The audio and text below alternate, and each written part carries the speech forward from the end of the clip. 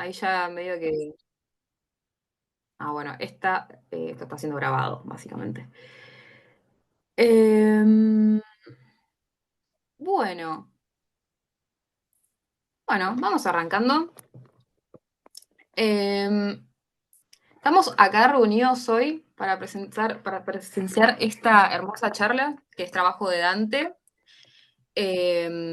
Dante es jefe de cátedra de protección forestal en la Universidad Nacional de la Patagonia de San Juan Bosco, es guardaparques y docente de la Universidad Nacional de los Comechingones, residiendo actualmente en Esquel. Así que nada, primero que nada, gracias Dante por estar acá y por darnos esta charla. Eh, y bueno, antes de dar inicio a la charla, les queríamos pedir que si tienen dudas, las dejen en el chat, así después las podemos resolver detenidamente. Y también que no se olviden que nada, que si todavía no se anotaron en el formulario, es importante que nos dejen sus correos y sus nombres completos para después hacer el tema de los certificados. Siempre y cuando quieran acreditar. Eh, Así que bueno, los dejamos con Dante. Bueno, Ona, muchas gracias por la invitación. Eh, Mi nombre es Dante Guglielmin y bueno, trabajo en incendios forestales desde el año 99, cuando arranqué como combatiente de incendios forestales en la provincia de Chubut, y en el año 2002 pasé a ser técnico del Servicio Nacional de Manejo del Fuego. Y bueno, y doy clases en distintas carreras, como es ingeniería forestal y guardaparque universitario, eso es en Esquel, la Universidad Nacional de la Patagonia. Y también doy clases en la Universidad Nacional de los Comechingones en San Luis, en la carrera de Gestión Integral de Incendios Forestales. El tema que, bueno, Ona me sugirió eh, dar la clase hoy es manejo del fuego.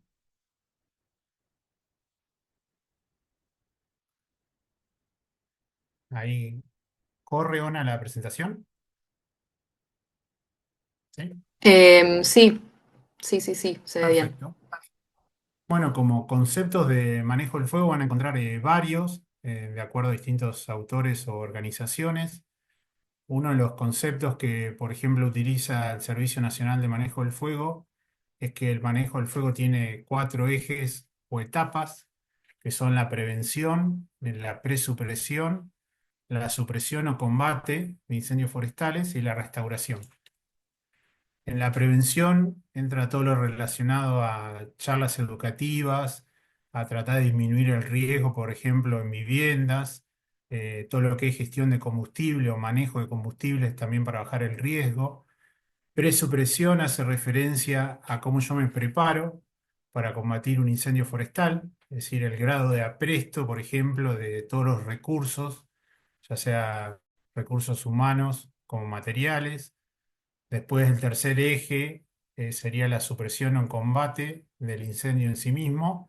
Y por último la restauración, que ya veremos más adelante, puede ser una restauración pasiva, sí, o activa. Que bueno, justamente en esta charla está Florencia de Urreta Vizcaya, que es especialista en este tema. Otra definición, por ejemplo, de manejo del fuego, es la que da la FAO, que le llama las 5 Rs, son la revisión, la reducción del riesgo, la preparación, la respuesta y la recuperación.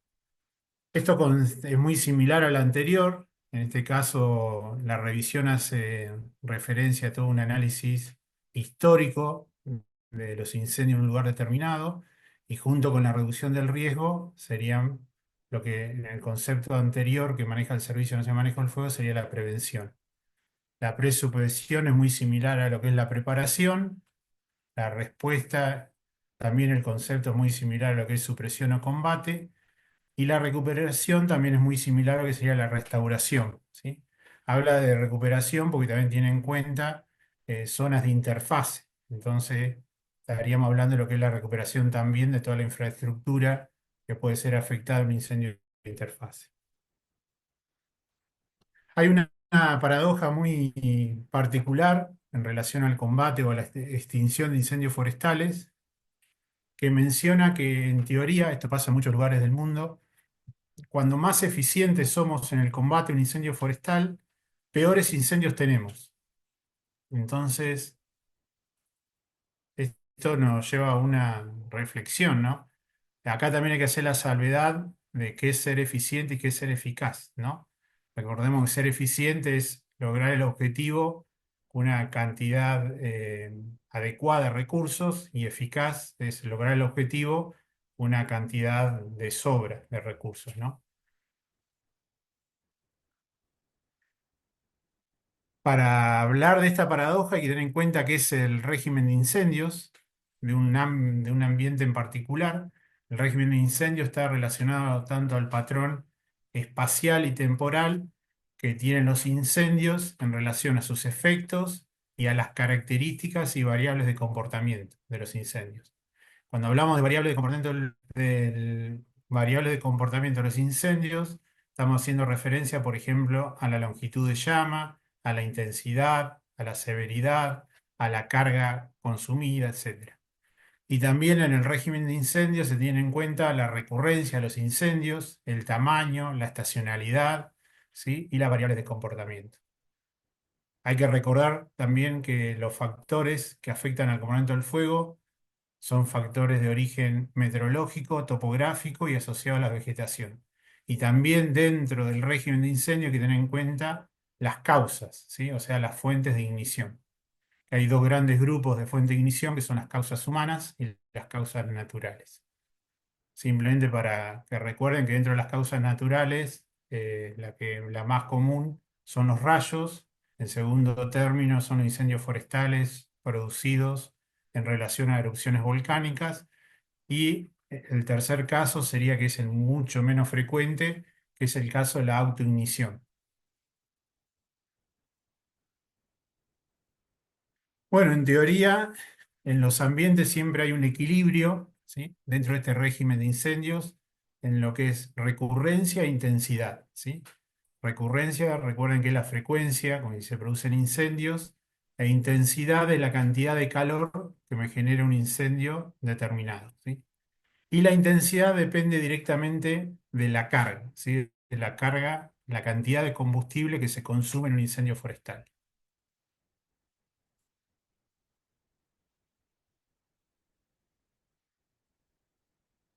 Si nosotros alteramos la recurrencia, ¿sí? O somos más eficientes, ¿sí? En el ataque a un incendio forestal, lo que hacemos indirectamente muchas veces es aumentar la carga, ¿sí? Por lo tanto, al aumentar la carga, yo voy a tener incendios con mayor intensidad y seguramente incendios que afecten una superficie mayor, ¿sí? Todo esto me va a provocar un desequilibrio en ese régimen natural de incendios que tiene ese ambiente en particular, ¿sí? Por lo tanto, va a haber un desequilibrio entre la recurrencia y la intensidad de los incendios, ¿sí? Voy a tener incendios menos recurrentes, pero más intensos y posiblemente mucho más difíciles de controlar. Esto se ha observado en muchos lugares del mundo, ¿sí? Un lugar que es paradójico para esto fue Estados Unidos, que por ejemplo tenía una política que incendio forestal que detectaban, al otro día, antes de las 10 de la mañana, involucraban todos los recursos que tenían disponibles y trataban de controlarlo. Lo que hicieron fue, durante décadas, básicamente, acumular combustible. Desencadenante de esto fue en Yellowstone, en la década del 80, de un incendio forestal, ¿sí? Que prácticamente afectó gran parte del Parque Nacional y bueno, lo terminó apagando las lluvias y las nevadas del otoño, ¿sí? En Estados Unidos.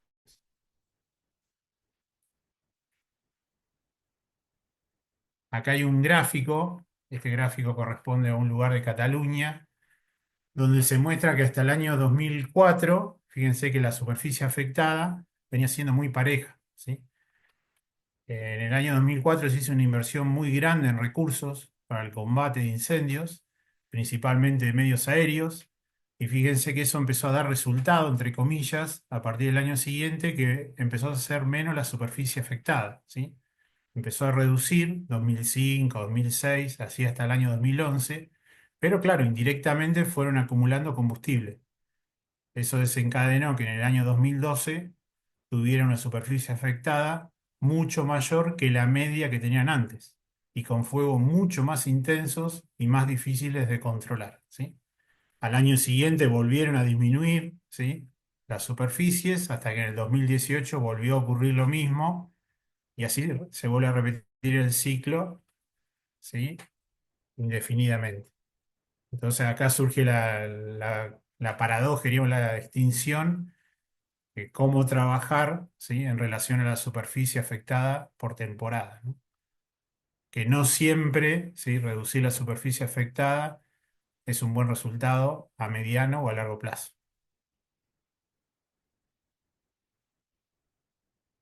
Bueno, si hablamos de manejo del fuego, tenemos que hablar de quemas. En este caso es una breve presentación de lo que se hace en relación a quemas prescriptas en Argentina. Hay que aclarar que las quemas prescriptas es un ejemplo de lo que nosotros denominamos fuego técnico. Hay distintos tipos de fuego técnico. Cuando hablamos de fuego técnico en el combate a incendios forestales, estamos hablando de quemas de ensanche y contrafuegos. También podemos estar hablando de quemas controladas, que básicamente son quemas de residuos forestales o quemas para renovar pastizales, y las quemas prescriptas, que pueden ser ya sea con fines ambientales para beneficiar una especie de la flora o de la fauna, o también quemas preventivas, que básicamente son quemas para reducir la carga de combustible. Bueno, para realizar las quemas tenemos distintos medios de ignición. Básicamente se clasifican en medios de ignición terrestre. Los más conocidos o más utilizados son las antorchas goteo mechero y las bengalas, ¿sí? En Argentina, por lejos, lo que más se utiliza son las antorchas de goteo. Acá hay un par de fotos, ¿sí? Iniciando quemas con bengalas. Cada dispositivo tiene ventajas y desventajas, ¿sí? Las bengalas, por ejemplo, la ventaja que tienen son más prácticas, pesan menos, pero, por ejemplo, una desventaja que son más caras y, bueno, y duran menos, ¿sí?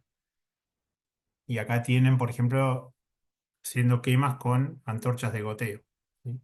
Una de las ventajas que tienen, bueno, que son, es más barato el proceso, ¿sí? Y también es más práctico. Una desventaja que, bueno, generalmente se usan antorchas goteo que tienen casi 5 litros de combustible de capacidad y tienen un peso importante, diríamos.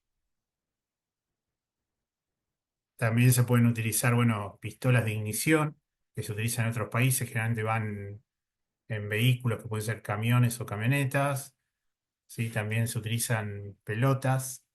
Esas pelotitas necesitan un dispositivo que al momento de ser lanzadas las pelotitas, se perforan las pelotas y producen el contacto entre dos productos químicos que producen la ignición y bueno, que después el fuego se propaga a través de la vegetación. Y también se pueden utilizar medios aéreos, eh, básicamente helicópteros o drones. Los helicópteros, como muestran en la imagen de la izquierda arriba, pueden llevar un lanzallamas básicamente o también dispersar pelotitas o cápsulas. Una desventaja de las pelotitas es que si trabajamos en lugares con pendiente, cuando caen pueden rodar y terminan provocando la ignición en un lugar donde nosotros no queremos. Una solución a eso son las cápsulas, que básicamente son las pelotitas con unas aletas que no permiten que eso ruede. Ven acá tienen una foto de un dispositivo a la izquierda con el cual se lanzan las pelotitas desde un helicóptero y a la derecha desde un dron. De hecho, al dron se le carga la trayectoria de ignición que se llama, y bueno, se lo libera para que haga toda la trayectoria de ignición que ya tiene programada. Bueno, respecto al uso de fuego técnico en el combate a incendios forestales, habíamos dicho que hay dos tipos de fuego técnico, que es las quemas de ensanche, que básicamente se utilizan, como lo dice el nombre, para ensanchar una línea de defensa, una línea de control ya establecida o construida, ¿sí? Ahí, por ejemplo, es un ejemplo esta foto. Lo blanco indicaría una línea de defensa construida con herramientas manuales.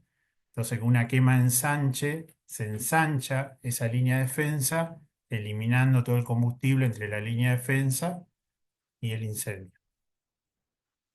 Esto explicado de otra manera, con este gráfico, yo tengo la línea de defensa o línea de control, y a partir de esa línea, ¿sí?, empiezo una línea de ignición paralela, generalmente, y fíjense, el viento en este caso va de la parte superior de la diapositiva hacia abajo. Entonces la línea de ignición va a llevar el fuego hacia la línea de defensa, eliminando el combustible y, y ensanchando esa línea de defensa o línea de control original, ¿sí? Entonces, a medida que avanza el quemador o el antorchero, ¿sí?, se va haciendo más larga esa quema de ensanche. Esto se puede trabajar de a un antorchero o más de uno para seguir ensanchando, ¿sí?, esa línea. Generalmente la segunda línea de ignición generalmente se hace más lejos de la primera, porque la línea de defensa ya original se ensanchó, y así puede ser sucesivamente, ¿no? Siempre cuando trabajan más de un antorchero a la vez, hay que tener cuidado de ir trabajando generalmente a 45 grados uno del otro, para, bueno, esto por una cuestión de seguridad, para que el primer antorchero no quede encerrado por fuego originado por el segundo antorchero, ¿sí? Y los contrafuegos son fuegos, ¿sí?, que se originan también cerca de la línea de defensa o línea de control, pero en este caso, en lugar de propagar, como el caso anterior, viento a favor hacia la línea de defensa o línea de control, se propagan hacia el incendio, ¿sí? Esto es porque es un efecto de absorción del fuego más grande que absorbe a los fuegos más chicos que yo inicio, ¿no? Por eso se denominan en los contrafuegos puntos de absorción. Esa es como la gran diferencia de estos dos fuegos técnicos cuando hablamos del combate de incendios forestales, ¿sí? Las líneas, las quemas de ensanche, ¿sí?, no son absorbidas por el fuego principal, y los contrafuegos sí.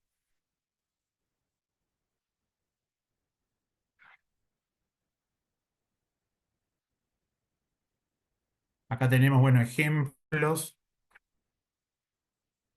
¿sí?, de fuegos que se realizan, quemas prescriptas que se desarrollan en distintos parques nacionales, ¿sí?, como por ejemplo el Parque Nacional Quebrada del Condorito o el Parque Nacional Cierro de los Pantanos. Estas quemas prescriptas se hacen para el beneficio de una especie en particular. Generalmente este tipo de especies buscan rebrotes y por lo tanto es lo que tienen después de hacer una quema prescripta, ¿sí? Acá hay un listado de los parques nacionales que queman con mayor frecuencia en nuestro país. Tengan en cuenta que en el año 2024 se quemaron más de 4.000 hectáreas en parques nacionales.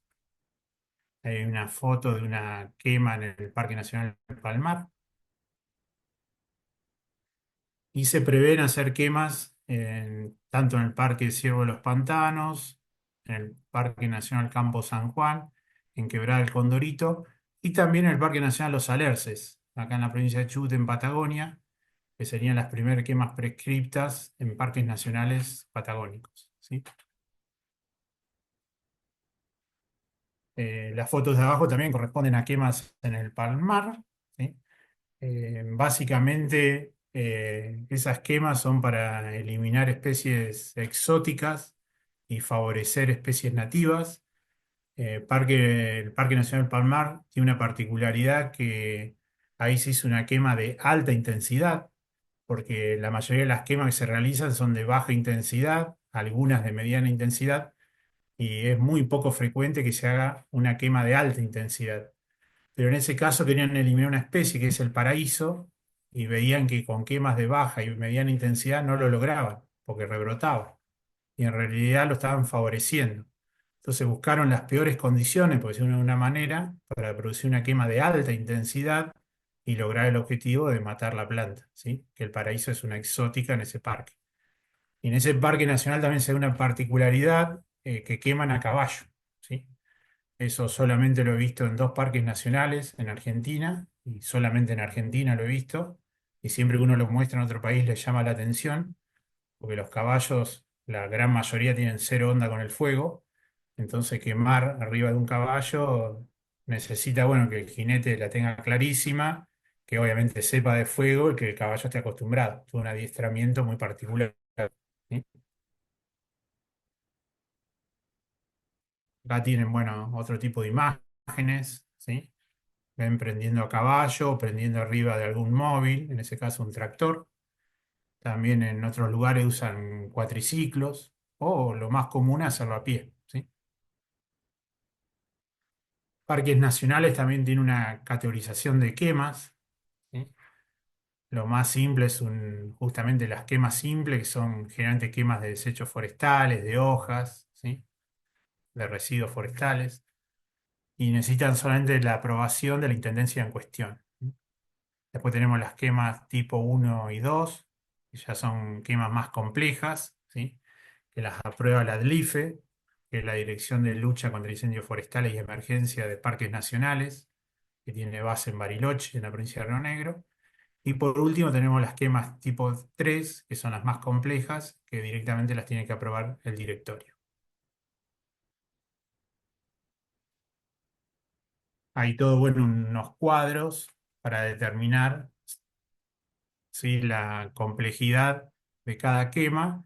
Ahí abajo tienen los rangos. Ese cuadro me da un puntaje donde se analizan varios factores o elementos. Acá muestra, por ejemplo, los tres primeros elementos que se evalúan, que son la seguridad, las amenazas en los límites del área a quemar y el comportamiento del fuego en relación al combustible y a la topografía. Y bueno, cada uno de esos elementos tiene una puntuación máxima que se va ponderando y de esa manera obtengo, ¿sí? El puntaje para la quema que quiero realizar, ¿sí?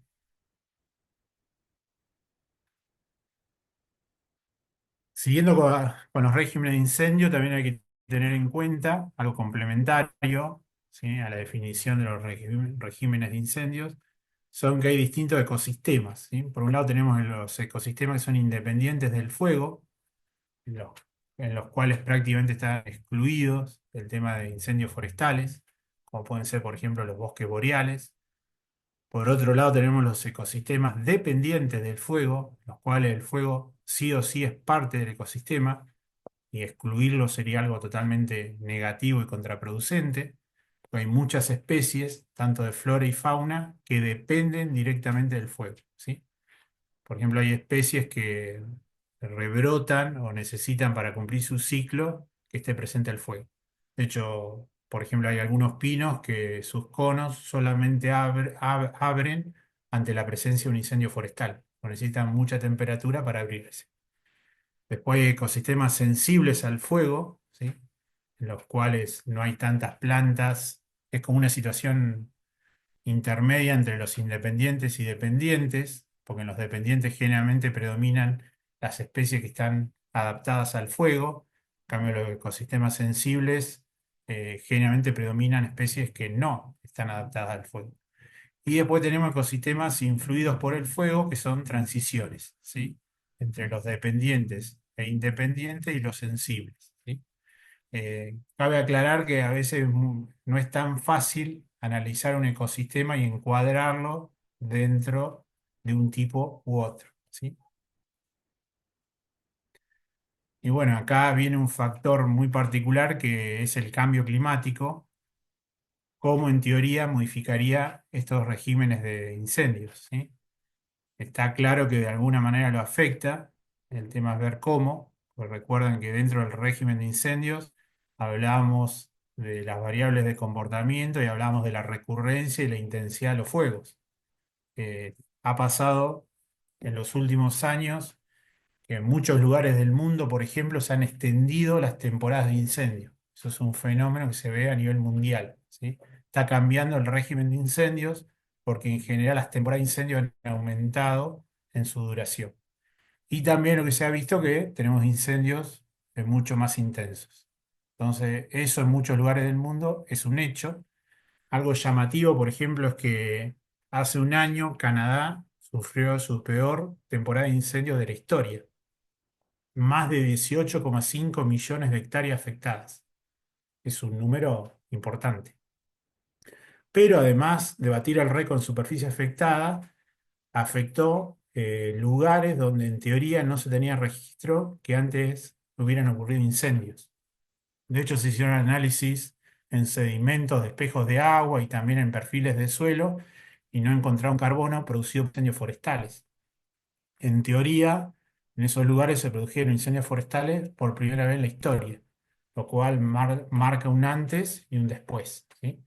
Y en realidad es muy preocupante, ¿sí? Porque además son suelos muy particulares, ¿sí? Porque tienen mucho metano también que liberar la atmósfera, etcétera, ¿sí? Y este régimen de incendio, en teoría, también alteraría el régimen de las quemas prescriptas, ¿sí? Porque eso también abre todo ahí un abanico, porque en teoría habría que ajustar las quemas prescriptas porque está cambiando el régimen natural de incendios o está cambiando el régimen por causa del cambio climático. Entonces también implicaría adaptar las quemas prescriptas que se hacen en determinados lugares o en determinados ecosistemas. Eso es obviamente todo un desafío. En parques nacionales, bueno, para realizar una quema, lo primero que se confecciona es un protocolo de quema. Ese protocolo de quema es parte de un plan de manejo del Parque Nacional. A su vez, este plan de manejo del Parque Nacional alimenta un plan de manejo regional y el plan de manejo regional, a su vez, alimenta un plan de manejo a nivel nacional, ¿sí? Acá tienen a modo de ejemplo lo que sería un organigrama de cómo que utiliza parques nacionales para organizarse en una quema prescripta. La máxima autoridad sería el jefe de quema, que es como el jefe de incendio en un incendio forestal.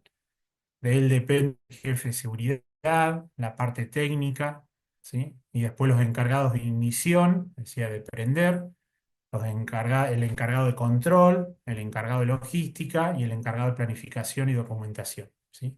Es como un sistema de comando de incidentes aplicado a una quema, ¿sí? Los encargados de ignición, ahí se encuentran todos los antorcheros, ¿no?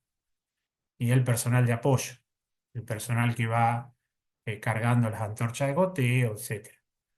El encargado de control, bueno, de él depende generalmente una o más cuadrillas, que están atentos a que no se escape la quema, a que por ahí se produzca algún foco secundario, ¿no? O que el fuego pase a alguna línea de seguridad o una línea de defensa. Después está la parte de logística, que se encarga, bueno, de los víveres, las comunicaciones, los móviles, de los primeros auxilios, etc. Y la de planificación y documentación, además de documentar todo, algo muy importante que es la parte de finanzas, ¿sí?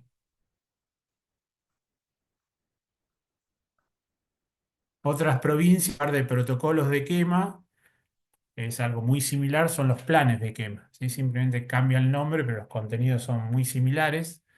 Y también lo mismo, el plan de quema en teoría tendría que estar dentro del plan de manejo de la provincia en cuestión. Estos planes de manejo de las provincias alimentan los planes de manejo regionales y los planes de manejo regional alimentan el plan de manejo nacional, ¿sí? Y acá tiene otro organigrama muy similar al anterior, ¿sí? Que por ejemplo lo utilizamos en una quema que hicimos acá en Trebelli, muy cerca de Esquel, en la provincia de Chubut, ¿sí?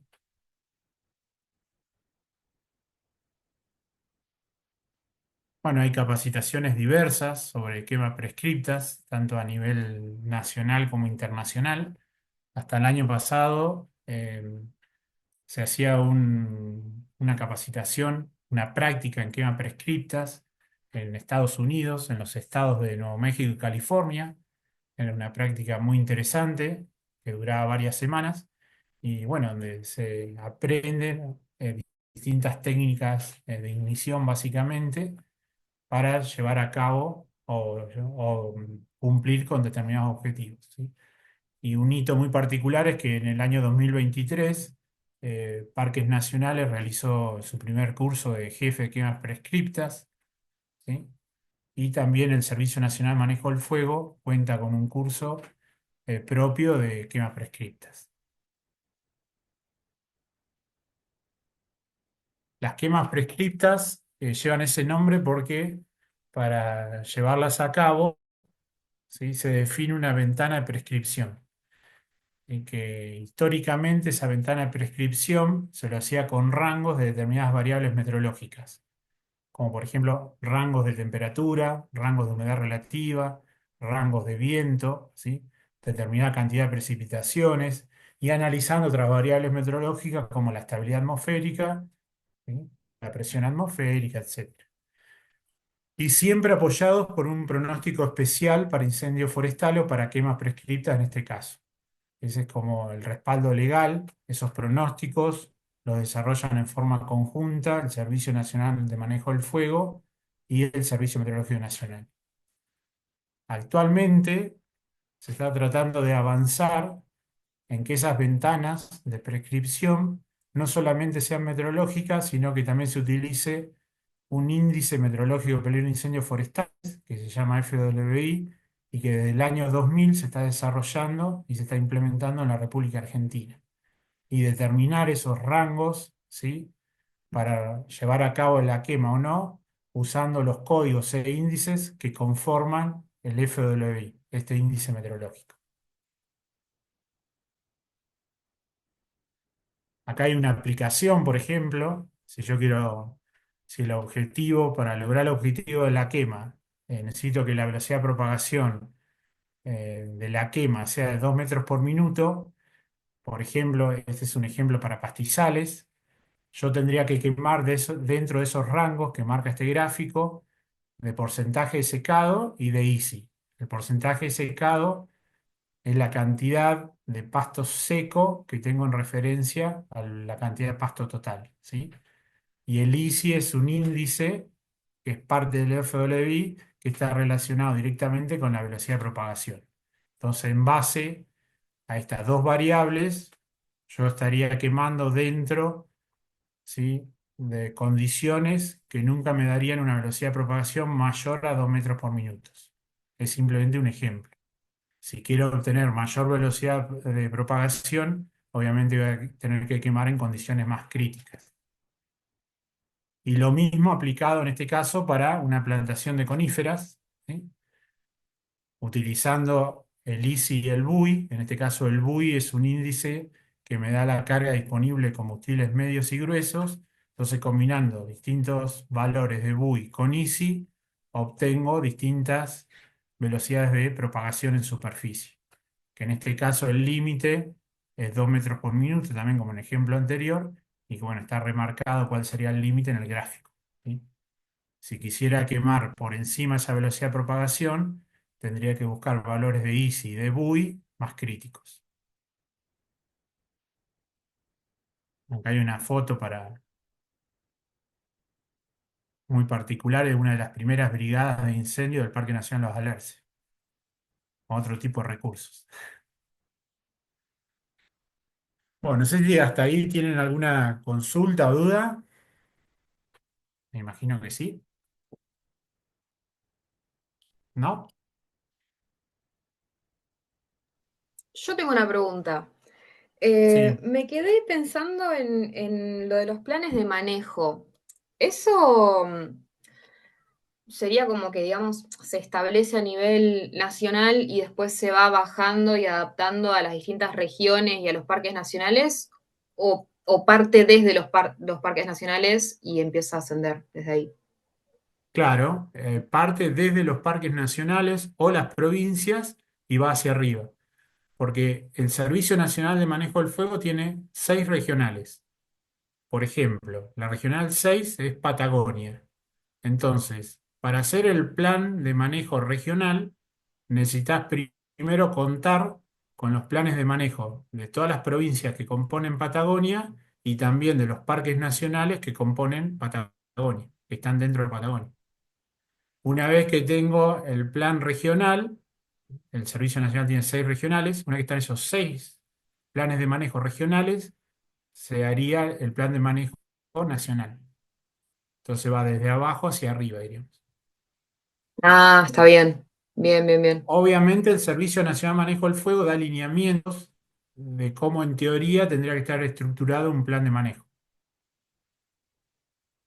Ah, está bien. Y eso es algo que se suele modificar.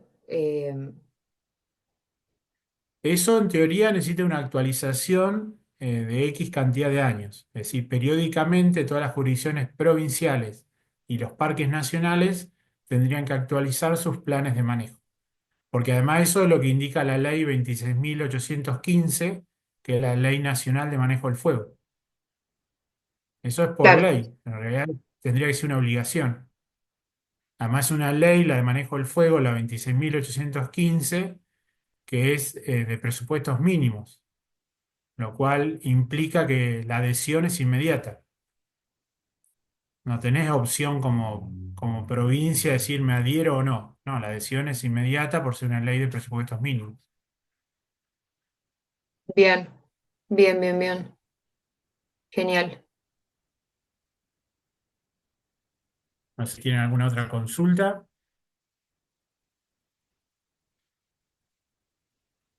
Sobre el tema de quemas, siempre en parte es un tabú también, porque de hecho hay algunas provincias que tienen directamente prohibido la realización de quemas.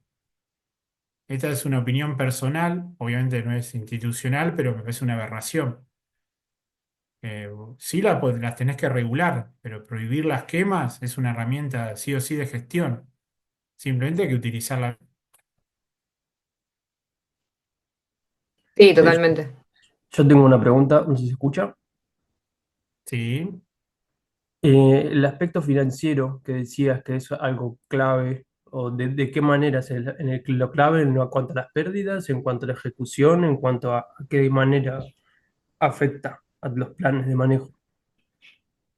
No, una de las cosas que se evalúa siempre en las quemas son los costos. Porque, por ejemplo, cuando yo hago tratamientos silvícolas, como por ejemplo lo que es la poda y el raleo, ¿sí? Me queda un residuo forestal. Muchas veces la pregunta del millón es, ¿qué hago con el residuo forestal? Bueno, se puede hacer distintos tratamientos, ¿sí? En teoría, en algunos lugares, por ejemplo, el más barato es la quema. Entonces vos podés justificar eso haciendo un análisis de costo, ¿sí? Y después también están parques nacionales, que no es el caso porque ahí generalmente se hacen quemas por cuestiones ambientales. Y bueno, también sirve se hace todo el análisis de costos para verlo como una inversión, ¿no? Porque justamente lo estás haciendo para beneficiar una especie, ya sea vegetal o animal. Es como que hay dos mundos en la parte de costos. Una, Claro, lo sí, que sí, son, lo que es dentro de parques nacionales, y lo otro ya es, por ejemplo, en el tema de plantaciones, qué hacer con los residuos forestales. claro. En base a eso igual la pregunta era como que tenés esos dos mundos, que cuáles son las razones que, que definirían el camino. Claro. Y en la parte ambiental, ¿quién define el peso de eso? ¿El director mismo del Parque Nacional? Claro, depende. Cuando yo explicaba las categorías de las quemas, cuando es una quema simple, eso lo define el intendente de cada parque nacional. Ya una quema tipo 1 2, eso lo define la DLIFE. La DLIFE es la Dirección de Lucha contra Incendios Forestales y Emergencia para todo el país que tiene su residencia en Bariloche, sí, en Río Negro. Y ya una quema tipo 3, que es la de mayor complejidad, eso lo define el Directorio de Parques Nacionales. Que también dentro de las cosas que miran es el costo, porque cuando planificás la quema, va todo un apartado del tema del costo que va a significar hacer esa quema. Perfecto, gracias. ¿No? Por favor. Bueno, ¿seguimos?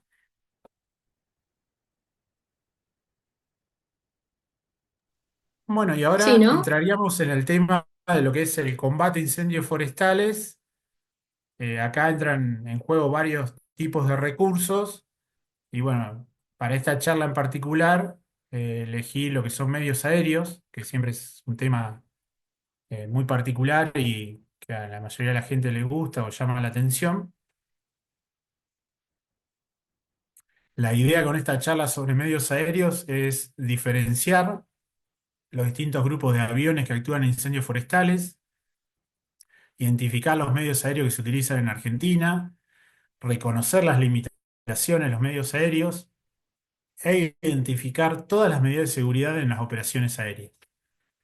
Con medios aéreos en el ambiente forestal, tiene una definición muy particular, porque dice, se define como medio aéreo todo ingenio volador que bajo determinadas circunstancias resulte útil a la prevención y lucha contra incendios forestales. ¿Sí? Esa es como la definición más aceptada en el mundo de los incendios forestales. Y hay dos grandes grupos, que son las aeronaves de ala fija, los aviones, y las aeronaves de alas rotatorias, que son helicópteros. ¿Sí? Esos son los dos grandes grupos. También se podría agregar el tema de los drones, pero actualmente no se lo está utilizando hasta ahora, aunque hay pruebas en el combate directo de incendios forestales. ¿Sí? Pero sí, como vimos anteriormente, por ejemplo, en el tema de quemas. ¿Sí?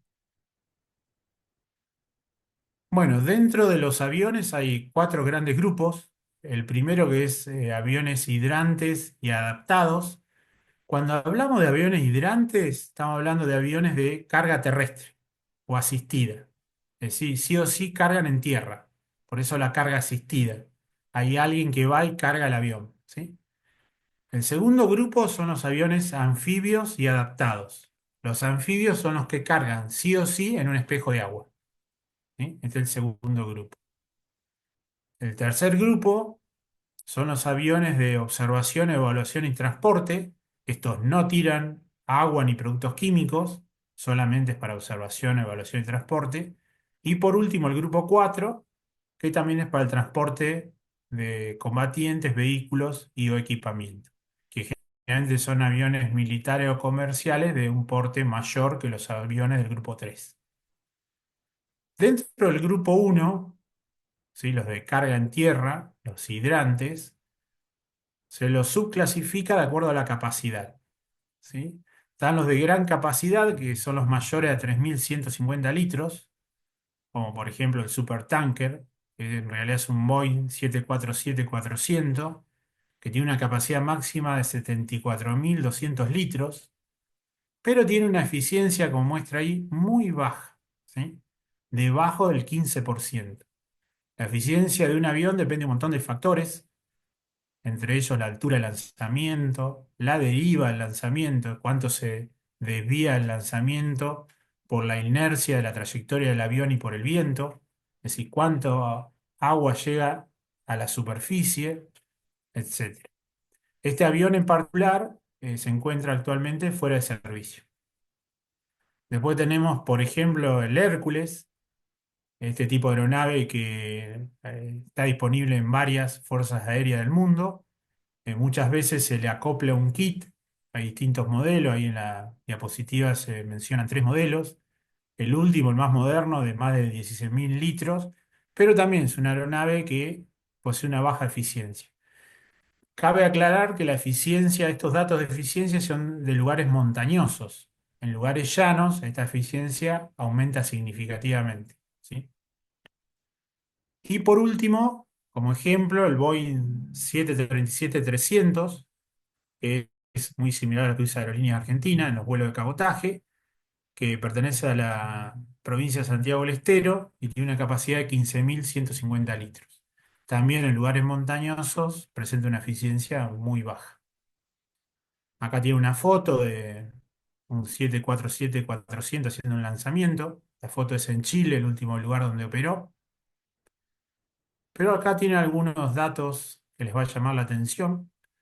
Fíjense que el costo de esta aeronave, alquilarla por 30 días, sale unos 9 millones de dólares, 300.000 dólares por día. Solamente el ferry, es decir, el traslado desde el lugar de origen, que en ese momento era Colorado, a Santiago de Chile, salió 800.000 dólares. La recarga en tierra, bueno, de hecho puede operar en determinados aeropuertos, obviamente, muy poquitos. Tienen que ser aeropuertos de determinada longitud de pista, etcétera, con determinada logística. La recarga en tierra dura entre 30 y 35 minutos, esto siendo muy óptimos. Es muy interesante porque, claro, el lanzamiento que puede hacer es de 3/5 kilómetros longitudinales. El problema también que el lanzamiento es muy lineal y sabemos que el fuego no es una línea perfecta. Sí, presenta un montón de irregularidades, entonces en los lugares donde impacta, en el perímetro también es muchas veces muy bajo. Eso depende de qué forma tenga el perímetro del incendio donde está haciendo el lanzamiento. Bueno, como dice ahí, en el 2021 dejó de ser un avión cisterna. Y otra cuestión operativa que necesita un despeje de por lo menos 10 millas de radio para poder operar, lo que ocasiona un retraso en el resto de los aviones entre 30 y 40 minutos. ¿Sí? Todo un tema. ¿Sí? Y así podemos seguir hablando de este avión, ¿sí? Y sus particularidades y sus desventajas. Acá, bueno, tiene una foto de un Hércules C-130 con uno de los kits que yo les mencionaba anteriormente, que ven ahí bueno, lo están subiendo por el pontón trasero que tiene el avión. Y bueno, los aviones pueden lanzar agua o agua más productos químicos. ¿Sí? Cabe mencionar que hay tres tipos de productos químicos, que son los geles, que se utilizan para proteger viviendas, los de corto plazo, los retardantes de corto plazo, que se utilizan generalmente cuando se hace ataque directo, y los retardantes de largo plazo, que se utilizan para ataque indirecto. ¿Sí? Y el color generalmente es un producto químico que se llama anilina, se le agrega al retardante para marcar el lanzamiento. Pues si está trabajando más de un avión, el avión que viene después que se hizo un lanzamiento sabe dónde hizo el lanzamiento el avión anterior. ¿Sí? Básicamente el color es para eso, para dejar marcado el lanzamiento. Y acá tienen el avión que tiene Santiago del Estero, que tiene una capacidad de 15.150 litros. El segundo grupo, ¿sí? De aviones hidrantes son los que tienen una capacidad entre 1.600 a 3.150 litros de agua. Acá hay varios modelos de todos los que aparecen en esta diapositiva. Uno solo fue diseñado específicamente para incendios forestales, que es el Light Tractor 802F. Ese avión es el considerado el más eficiente a nivel mundial, ¿sí? Es fabricado en Texas, en Estados Unidos, y el resto de los aviones, como el Light Tractor 602, Dromadair, Krupp y los Grumman, eran aviones que en su momento eran fumigadores y fueron adaptados para trabajar en incendios forestales, ¿sí? Por eso también ahí hay que tirar un mito que se dice, no, actualmente se usan aviones fumigadores. No, actualmente lo que predomina son la utilización de aviones A-Tractor 802F que fueron diseñados exclusivamente para incendios forestales. ¿Sí? Y son los que al día de hoy muestran la mayor eficiencia en el mundo. Por eso los servicios a nivel mundial están comprando ese avión. ¿Sí?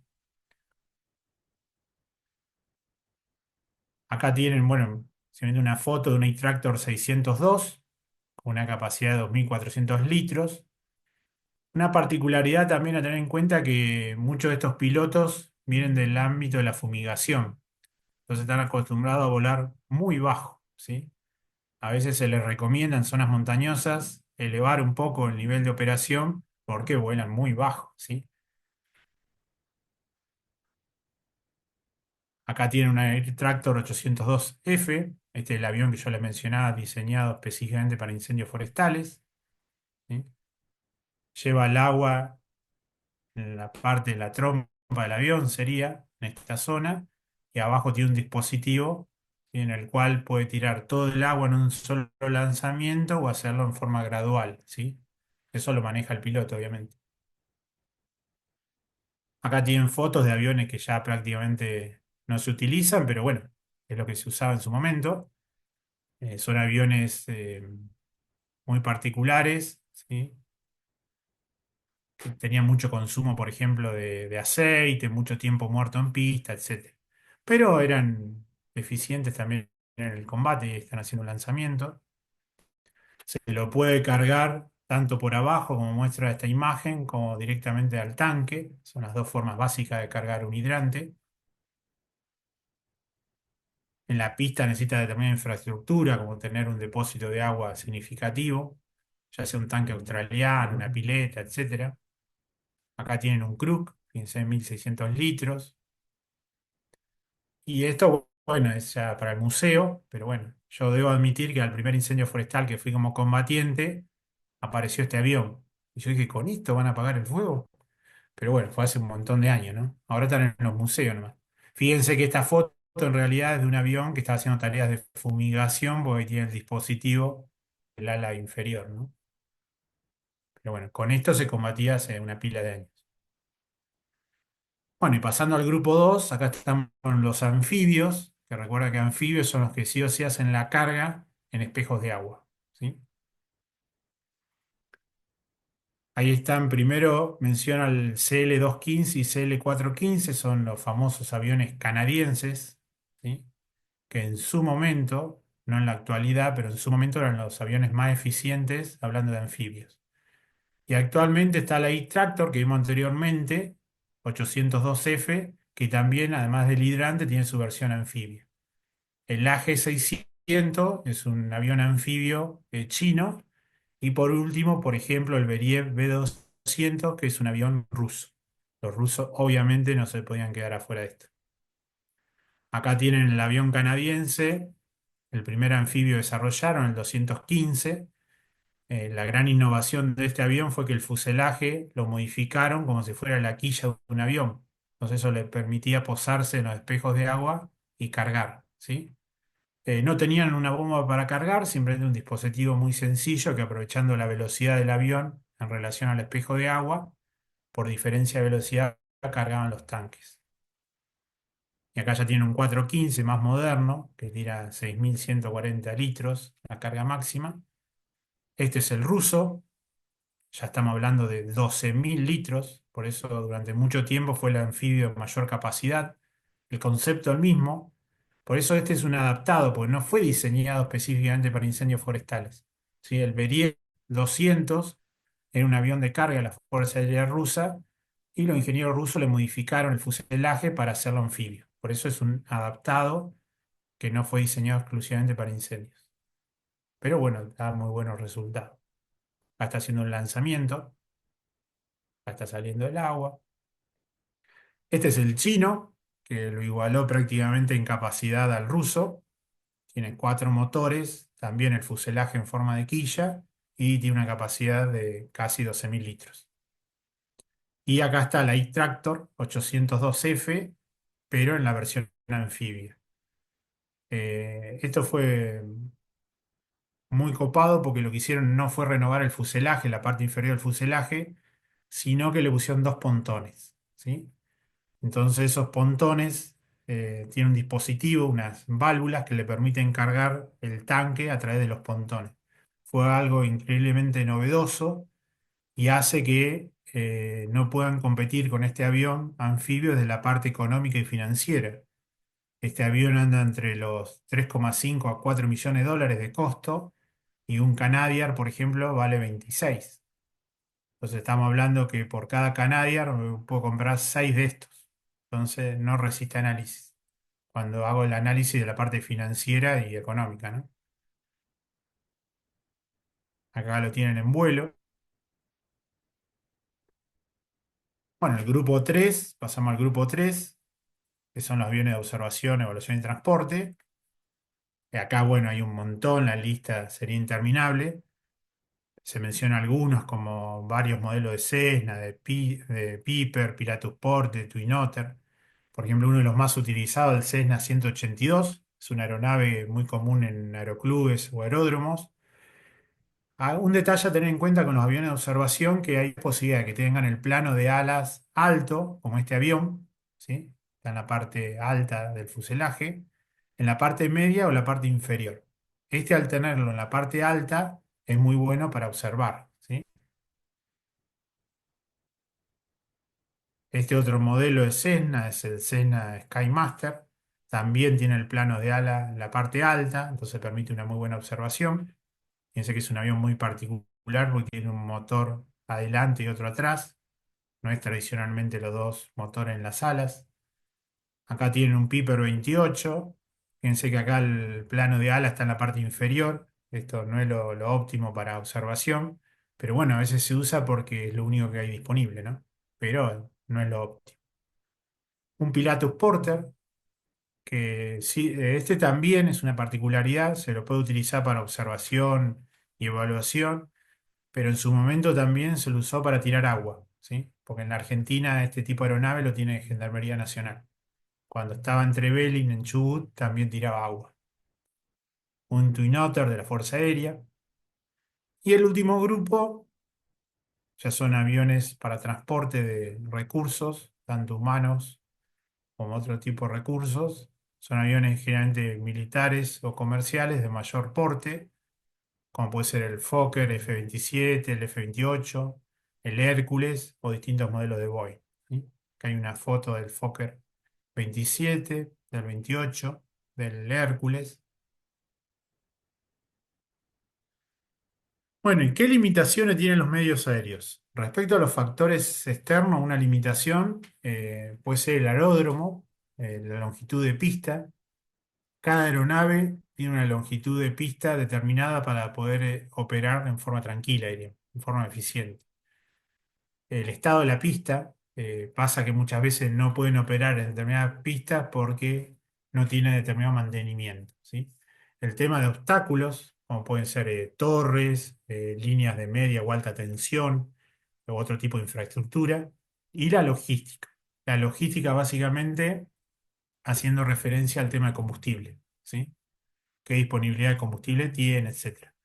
La mayoría de estas aeronaves utilizan JP1, que es querosén refinado, que es el mismo combustible que usan los aviones comerciales, ¿sí?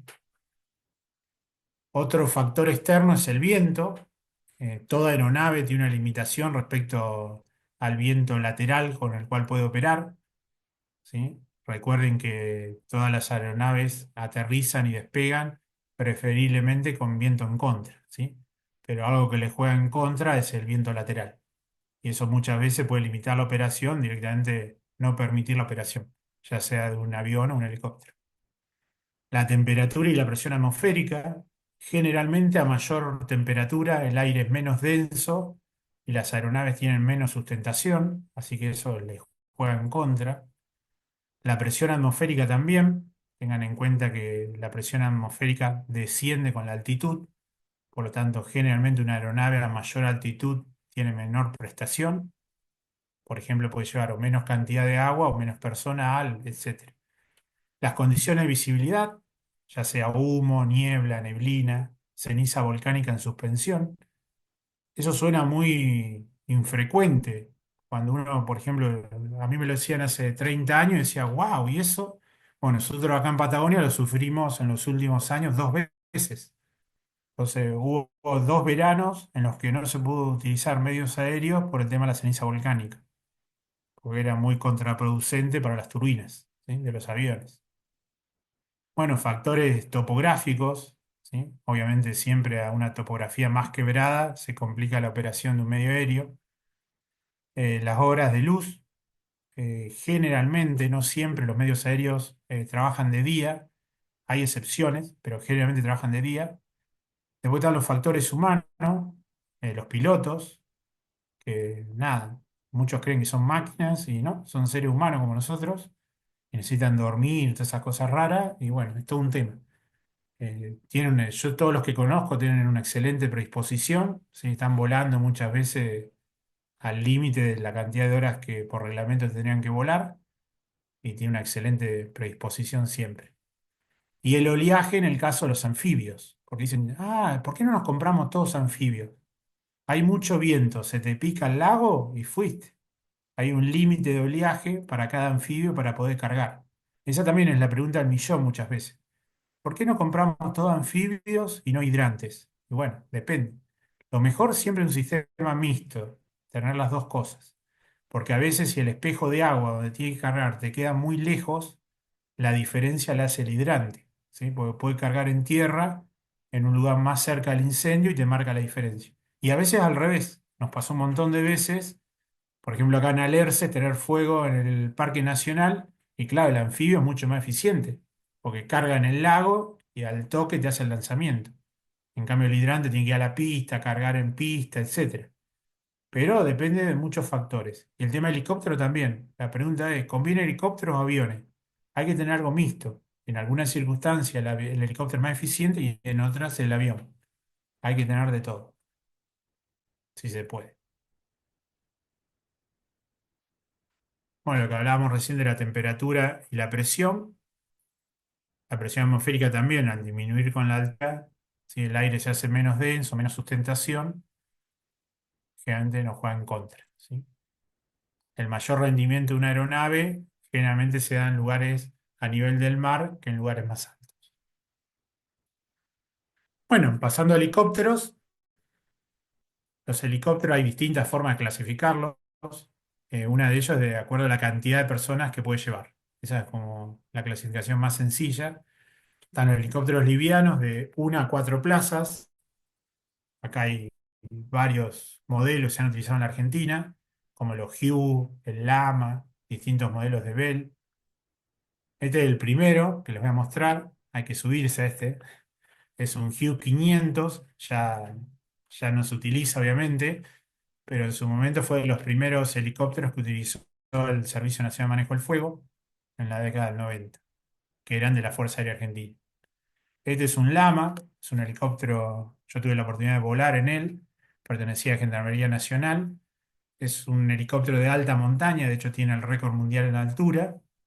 Sí, tiene una tecnología muy particular, pero para el combate a incendios forestales es muy limitado, tanto en el personal que puede llevar como en los insumos que puede llevar. Dentro de esta categoría, por ejemplo, está el Robinson 44, es un helicóptero que se usa mucho en Tierra del Fuego, pero fíjense que lo máximo pues ya son 4 personas, ¿sí? Es un helicóptero chico. Después pasamos a los intermedios, ya estamos hablando de 5 a 7 plazas. También hay distintos modelos, como por ejemplo el Alouette 3, de origen francés, el AS-350. Fíjense que este helicóptero acá ya muestra un helibalde, ¿sí? Hay dos sistemas para tirar agua y o productos químicos a través de los helicópteros. Uno es el helibalde, que se engancha ¿sí? en el gancho de carga ¿sí? del helicóptero, y pueden tener distintas dimensiones. El que ven en la foto tiene una linga, es decir, tiene cables cortos, ¿sí? Hay otro helicóptero que lingas de hasta 70 metros, ¿sí? Entonces pueden sacar agua de lugares muy confinados. Porque este es un sistema, se llama helibalde, y el otro sistema se llama tanque ventral, que lo vamos a ver más adelante. Cada sistema tiene sus ventajas y desventajas. ¿Sí? Acá tienen un helicóptero que pertenece a prefectura, el 365, ahí está operando con el Ivalde. Pasamos a los medianos, ya son de 7 a 11 plazas. Bueno, hay varios modelos de Bell y de Sikorsky. Acá tienen un ejemplo. Acá está haciendo una carga asistida. Esto no es frecuente, para nada frecuente. Nos mostramos con algo muy particular, porque el helicóptero en esa posición está haciendo un vuelo estacionario, cuando más forzada está la máquina, y si le pasa algo en sus condiciones de sustentación, ¿qué pasaría? Caería sobre la gente. Además, fíjense que una foto muy particular porque la gente no tiene, el personal no tiene las condiciones de los elementos de seguridad adecuados, el señalero tampoco, no tiene nada que lo identifique como tal. Están sobre una ruta, cortado en el tránsito, es una maniobra muy particular. Esto para nada es usual, ¿sí? Acá hay, bueno, fotos de Watch. Los helicópteros pesados, que ya son más de 15 personas y una capacidad de más de 4.000 kilos de carga. Hay varios ejemplos como el Puma, Super Puma, distintos modelos de Sikorsky, el Chinook, el Kamov 32. Acá, por ejemplo, está el Chinook, que operó hace un par de temporadas acá en Argentina, principalmente en Patagonia. Tiene un helibalde de 10.600 litros, ¿sí? Es un helibalde muy grande, tiene 4 bombas incorporadas en la base del helibalde. Y bueno, les vuelvo a repetir, lo que generalmente se utiliza en helibaldes, en helicópteros de menor porte, anda entre los 1.000 a 1.200 litros. Este es un helibalde de 10.600 litros. Este es un Kamov de 5.000 litros. Fíjense que tiene como un doble rotor principal en el mismo eje. Un Apache. Este año operó en el Parque Nacional Lanín con un helibalde de 4.000 litros. Un Sikorsky, un S-64, que este carga. Este es un tanque ventral, ¿ven? Este no tiene un helibalde. Tiene un depósito en el vientre del helicóptero, en la parte inferior del fuselaje, que en este caso tiene una capacidad de 1.300 litros, y carga con ese manguerote que se ve en esta imagen, que en el extremo tiene una bomba, ¿sí? Entonces, una limitación que tienen los helicópteros de tanque ventral es que no pueden cargar en lugares muy confinados, tienen que ser lugares más abiertos, ¿sí? Pero una ventaja que tienen respecto al helibalde es que cuando se trasladan pueden hacerlo en forma más rápida. Porque cuando se trasladan es todo un tema que vaya colgando ahí una carga, en el caso del Chinook de 10.600 kilos a 70 metros. Entonces es todo un tema por la estabilidad de la aeronave. Entonces esa es una ventaja que tienen los helicópteros de tanque ventral en relación al helibalde. Acá tiene una foto para que vean el tamaño del helicóptero. Este es un compañero nuestro de trabajo que mide como 2 metros. Y fíjense que son como 3 colos el helicóptero. Es enorme, ¿sí? Miren el manguerote, ahí se ve en el piso y en el extremo la bomba. Acá tienen más de cerca un helibalde. El helibalde, por ejemplo, hay helibaldes que venden 1.200 litros, pero si el helicóptero no soporta esa carga, se lo puede ajustar a una capacidad menor. Son ajustables, ¿sí? Y el piloto básicamente lo acciona con un botón en la cabina, tipo un joystick. Acá tienen un helicóptero haciendo la carga con un tanque ventral, ¿sí? Acá con un helibalde. Y está la carga asistida que vimos en la diapositiva anterior. Y acá estaría el señalero. Fíjense que sobresale una persona de la cabina del helicóptero, que básicamente está esperando que los de abajo le digan que está lleno el helibalde para poder salir con el helicóptero. Pero es una maniobra muy inusual, ¿sí? Un vuelo estacionario para hacer carga asistida. La foto tomada desde arriba. También en otros lugares como en La Pampa, se lo ha utilizado mucho el helicóptero para hacer el ataque inicial.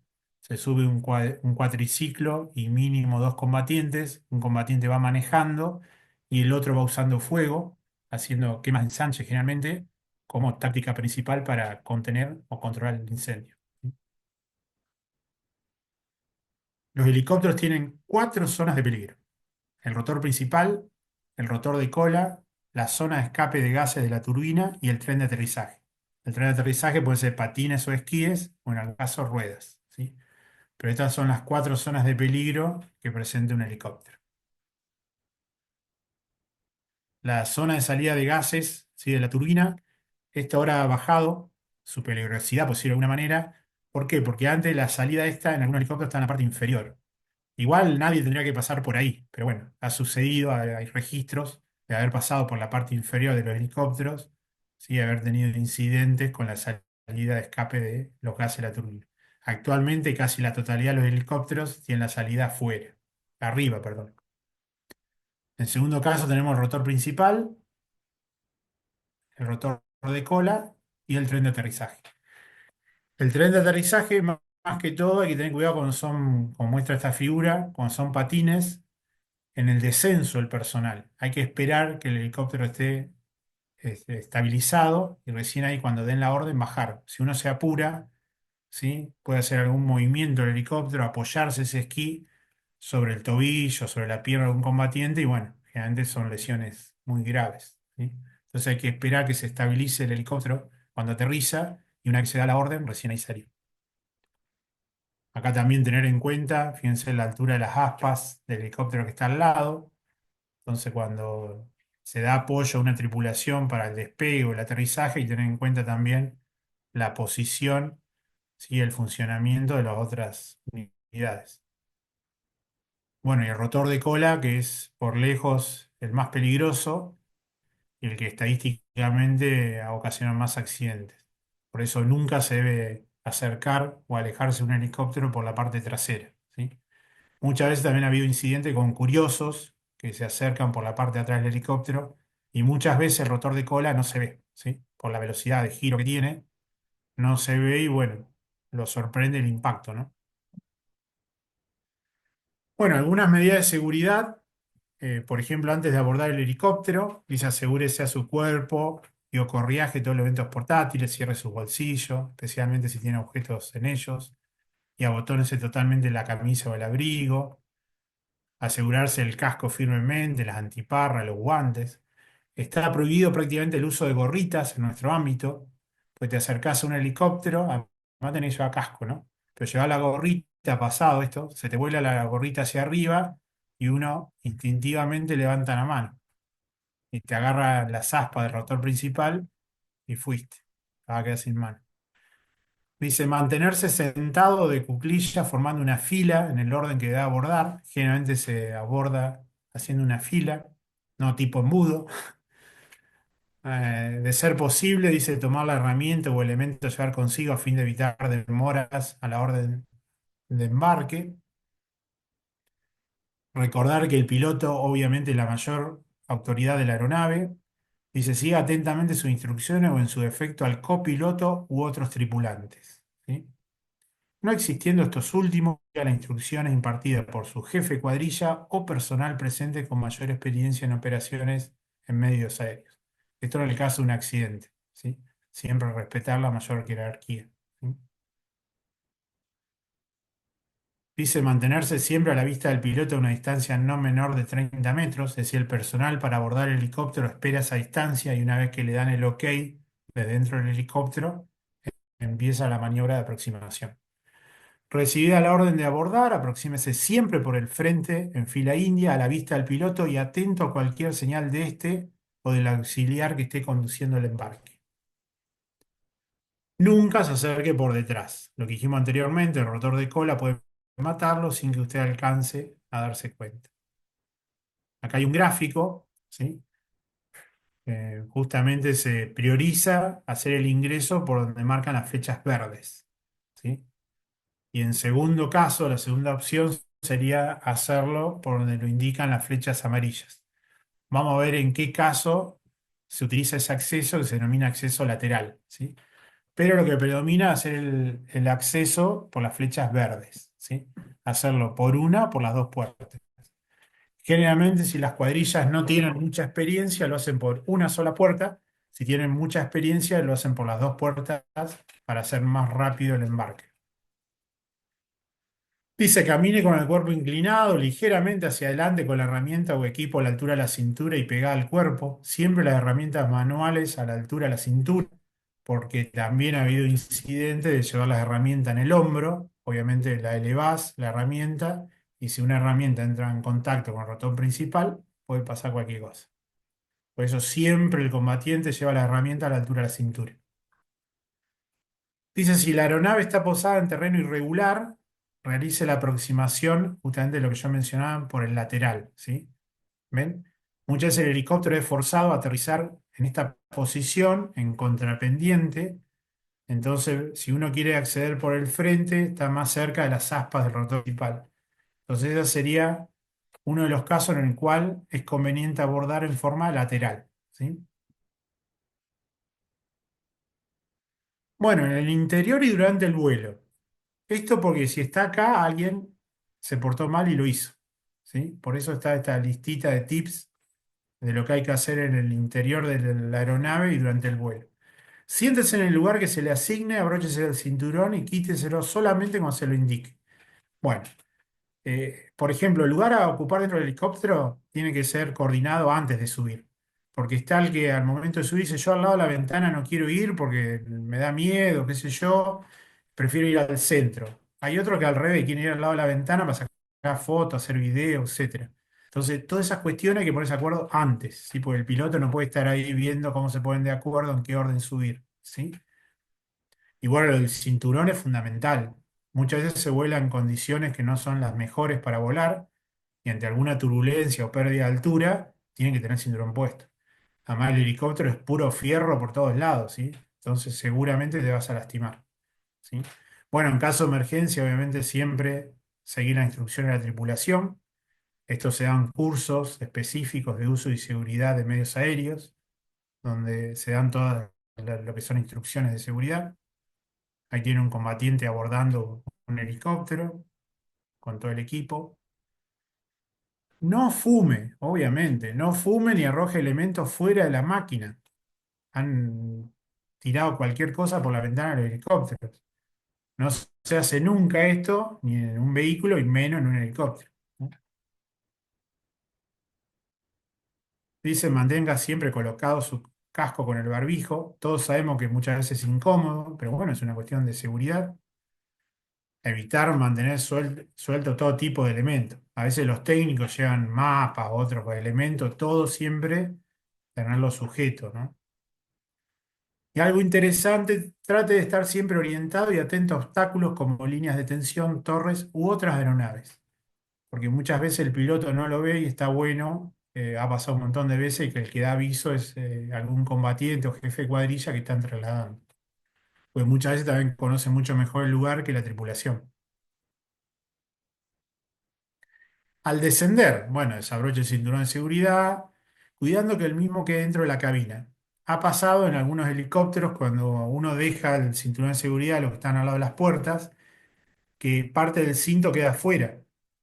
Cierran las puertas y dejan parte del cinto, las hebillas, afuera.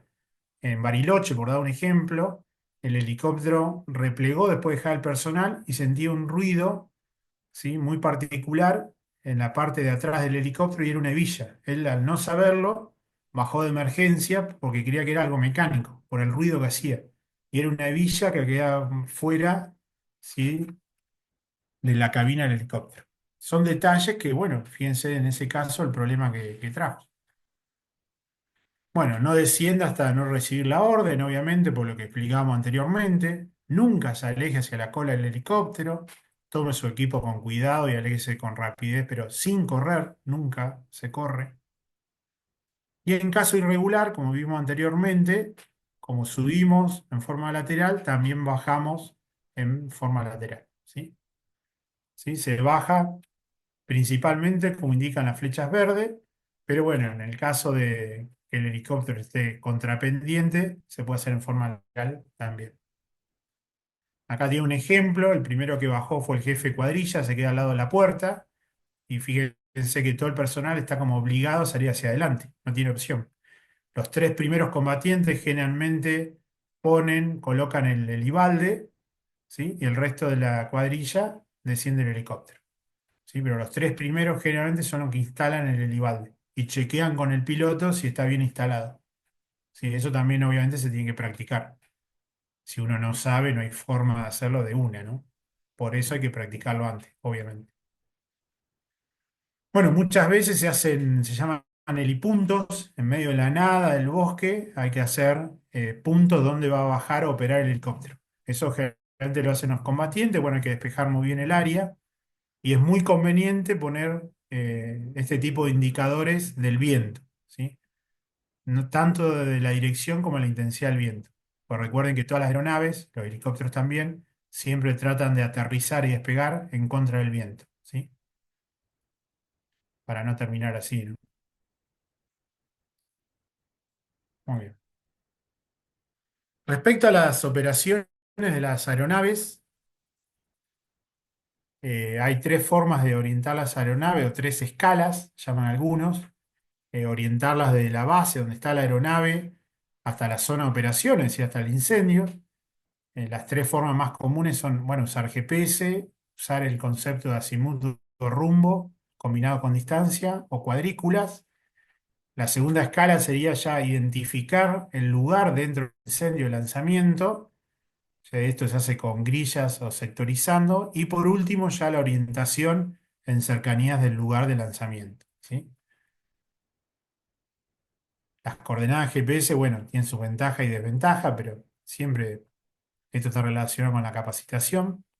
También la aplicación del azimut rumbo con distancia y el tema de grillas. ¿Sí? Fíjense que GPS dice la más simple, es más simple la referencia para el piloto, pero bueno, la desventaja es que tener un GPS y saberlo utilizar. Pero bueno, algo muy básico, ¿no? Pero bueno, a veces pasa que se tiene el elemento y necesita una capacitación mínima para utilizarlo. Asimismo, para el concepto de azimut y rumbo y distancia. Acá hay un ejemplo de la utilización del rumbo y distancias en el caso aeronáutico. El punto rojo ahí en el centro de la diapositiva sería donde está el avión. Si, por ejemplo, se lo quiere despachar al punto 1 donde está el incendio, eso sería un azimut de 50 grados y una distancia de 12,5 millas. Hay que tener en cuenta y coordinar con el piloto las unidades, ¿sí? Generalmente en el ambiente aeronáutico las distancias se dan en millas, ¿sí? Entonces eso hay que tenerlo en cuenta, ¿sí? En el segundo punto, ahí estaríamos hablando de un azimut de 210 grados y una distancia de 10 millas. Justo está en el radio, fíjense, de 10 millas. Y así sucesivamente. Y en el caso de las grillas, como bueno, la batalla naval, esto lo usan muchos servicios, tienen todo grillados su superficie, sus jurisdicciones. Y bueno, en este caso se le dice al piloto que está en la cuadrícula G3, porque además necesita una ubicación bastante general. Obviamente ya va a ver el humo y se va a ubicar en forma más precisa. La segunda escala era la identificación del lugar de lanzamiento. Esto se puede hacer a través de una grilla que se denomina seis sectores o de la sectorización del incendio. Esta grilla seis sectores se utiliza mucho en incendios, pero generalmente es aplicable a incendios de poca magnitud o muy regulares. Recuerden que como partes del incendio tengo la cabeza del incendio, que es el lugar donde generalmente tengo mayor actividad. Lo contrario es la cola del incendio, donde tengo menos actividad y generalmente el fuego va en retroceso. Y tengo los flancos derecho e izquierdo. Por lo tanto, el sector uno, todo el mundo que trabaja en incendios forestales sabe que es el flanco derecho, cabeza del incendio, el 2 flanco derecho, el 3 flanco derecho, cola del incendio, el 4 cola del incendio, flanco izquierdo, el 5 flanco izquierdo y el 6 flanco izquierdo, cabeza. Esto aplicado a un incendio sería de esta manera, y ven ahí la aeronave está haciendo un lanzamiento en el sector 3 y en el sector 2, lo que sería el flanco derecho, cola, y el flanco derecho. Pero hay incendios que son mucho más grandes y o irregulares y se complica aplicar la grilla a los seis sectores. Entonces hay que sectorizar el incendio. Esto hay 10.000 maneras de hacerlos. Puede ser con letras, números, nombres de accidentes geográficos, hay 10.000 combinaciones. Y a veces se hacen incendios tan grandes que dentro del sector A, por ejemplo, se subdivide en subsectores, ¿sí? Eso depende de la magnitud del incendio. Y también el grillado o cuadriculado, ¿sí? También se puede utilizar, ¿sí? Muchas veces hay que tener cuidado con esto porque esto, como es muy dinámico, un incendio, van cambiando los nombres, es decir, un mismo lugar va cambiando sus coordenadas. Esto es todo un tema porque si se hace esto, todo el mundo tiene que estar al tanto de esta actualización. Porque capaz que si te quedaste con una versión anterior, no te coinciden las cuadrículas. Y el tercer criterio ya cuando estoy cerca del lugar donde tengo que hacer el lanzamiento, básicamente se utilizan dos técnicas, una es el método del reloj y otro desplazamiento lateral, ¿sí? El método del reloj, sea la aeronave, se le asigna un reloj imaginario, donde el frente de la aeronave son las 12, el ala las 3, el timón de cola a las 6 y el ala izquierda a las 9. Entonces, por ejemplo, si lo rojo es el lugar donde tiene que ser el lanzamiento, se le indica al piloto que vos estás en la posición uno. Significa que tiene que virar a la derecha, ¿sí? En el caso de este segundo círculo rojo, ahí el piloto ya se pasó del lugar donde tiene que hacer el disparo. Sí o sí va a tener que girar para volver a ese lugar. Pero se le indica que el lugar está a las 4, ¿sí? Y el último ejemplo sería a las 10. Tendría que ser un viraje bastante importante, significativo hacia la izquierda. En los helicópteros igual, el frente son las 12 horas, la puerta derecha a las 3, el rotor de cola a las 6 y la puerta izquierda a las 9. Y después el desplazamiento lateral. Esto es muy interesante porque siempre hace una referencia básica que es derecha-izquierda, pero siempre relaciona al piloto, porque el piloto no te ve a vos. Entonces vos tenés que tener en claro que lo vas a direccionar a la izquierda o a la derecha desde la posición del piloto, ¿sí? ¿Ven? Puede pasar este caso que justo está invertido, ¿sí? La izquierda y derecha del piloto respecto al director de tiro. Un detalle, dice seguridad en la zona del lanzamiento. El jefe de cuadrilla debe mantener informado al personal sobre la actuación de medios aéreos en el sector, ¿sí? Recuerden que ha habido un montón de incidentes, algunos graves, con lesiones graves, producto de los lanzamientos de los medios aéreos, principalmente los aviones. Piensen que un lanzamiento, por ejemplo, un Tractor, son 3.100 litros, o sea, 3.100 kilos, a una velocidad aproximada de 200 kilómetros por hora. Si el lanzamiento, si te da de lleno, puede ser mortal, ¿sí? Bueno, ¿y quién dirige a la aeronave desde tierra? Generalmente esa figura se llama director de tiro. Dice, el director de tiro avisará con antelación la proximidad a la aeronave que va a realizar el lanzamiento. Los combatientes se van a mantener alerta y ante el aviso dejarán libre el sector de lanzamiento, ¿sí? Evitar permanecer debajo de la ruta de entrada y salida de los medios aéreos, para evitar obviamente los lanzamientos, ¿sí? ¿Qué pasa si nos sorprende el lanzamiento? Vemos que es inmediato, que el lanzamiento se va a dar muy cerca de nuestra posición. Lo primero que hay que hacer es no correr. El lanzamiento, lo peor que puede pasar es que te agarre corriendo de pie. Hay que arrojarse al suelo de cara a la ruta de entrada de la aeronave, sujetarse el casco con las manos y pegar la cara al suelo clavando la punta a los pies, no dejar sueltas las herramientas, evitar ponerse detrás o sea, de objetos que podrían desplazarse, ya sea troncos, piedras, ramas, equipos, mantener la calma, ayudar a los compañeros, no permanecer cerca de tendidos eléctricos ni de barrancos, ¿sí? Resumiendo, esa es la posición de impacto. La flecha roja estaría indicando la dirección de la aeronave, entonces me pongo siempre como en dirección a la aeronave, ¿sí? Con una mano en el casco y con otra mano tomando, fijando la herramienta, ¿sí? Y a una distancia prudencial entre un combatiente y el otro. La distancia recomendada es de por lo menos 3 metros. Bueno, la zona de seguridad o ruta de escape establecida con lanzamiento hace referencia a que a veces se puede llegar a pedir un lanzamiento por una cuestión de seguridad. Esto no tendría que suceder nunca. Es decir, es que una cuadrilla quede demasiado expuesta al fuego y que necesite la ayuda de un lanzamiento para salir de una situación crítica. En teoría no tendría que suceder nunca, pero ha sucedido. ¿Sí? Y respecto a los peligros que hay en las operaciones, hay peligros objetivos que, bueno, están clasificados en peligros relacionados a la meteorología, a la topografía, a la vegetación y a las estructuras. Ya vimos bastante de esto en meteorología.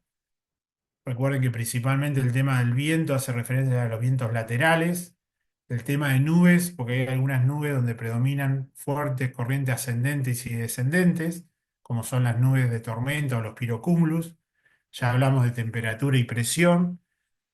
En topografía, lo principal a tener en cuenta son los accidentes geográficos que puede presentar un terreno en particular. En la vegetación, la altura de los árboles, ha habido incidentes de medios aéreos que han impactado con la copa de algunos árboles y estructuras de todo tipo.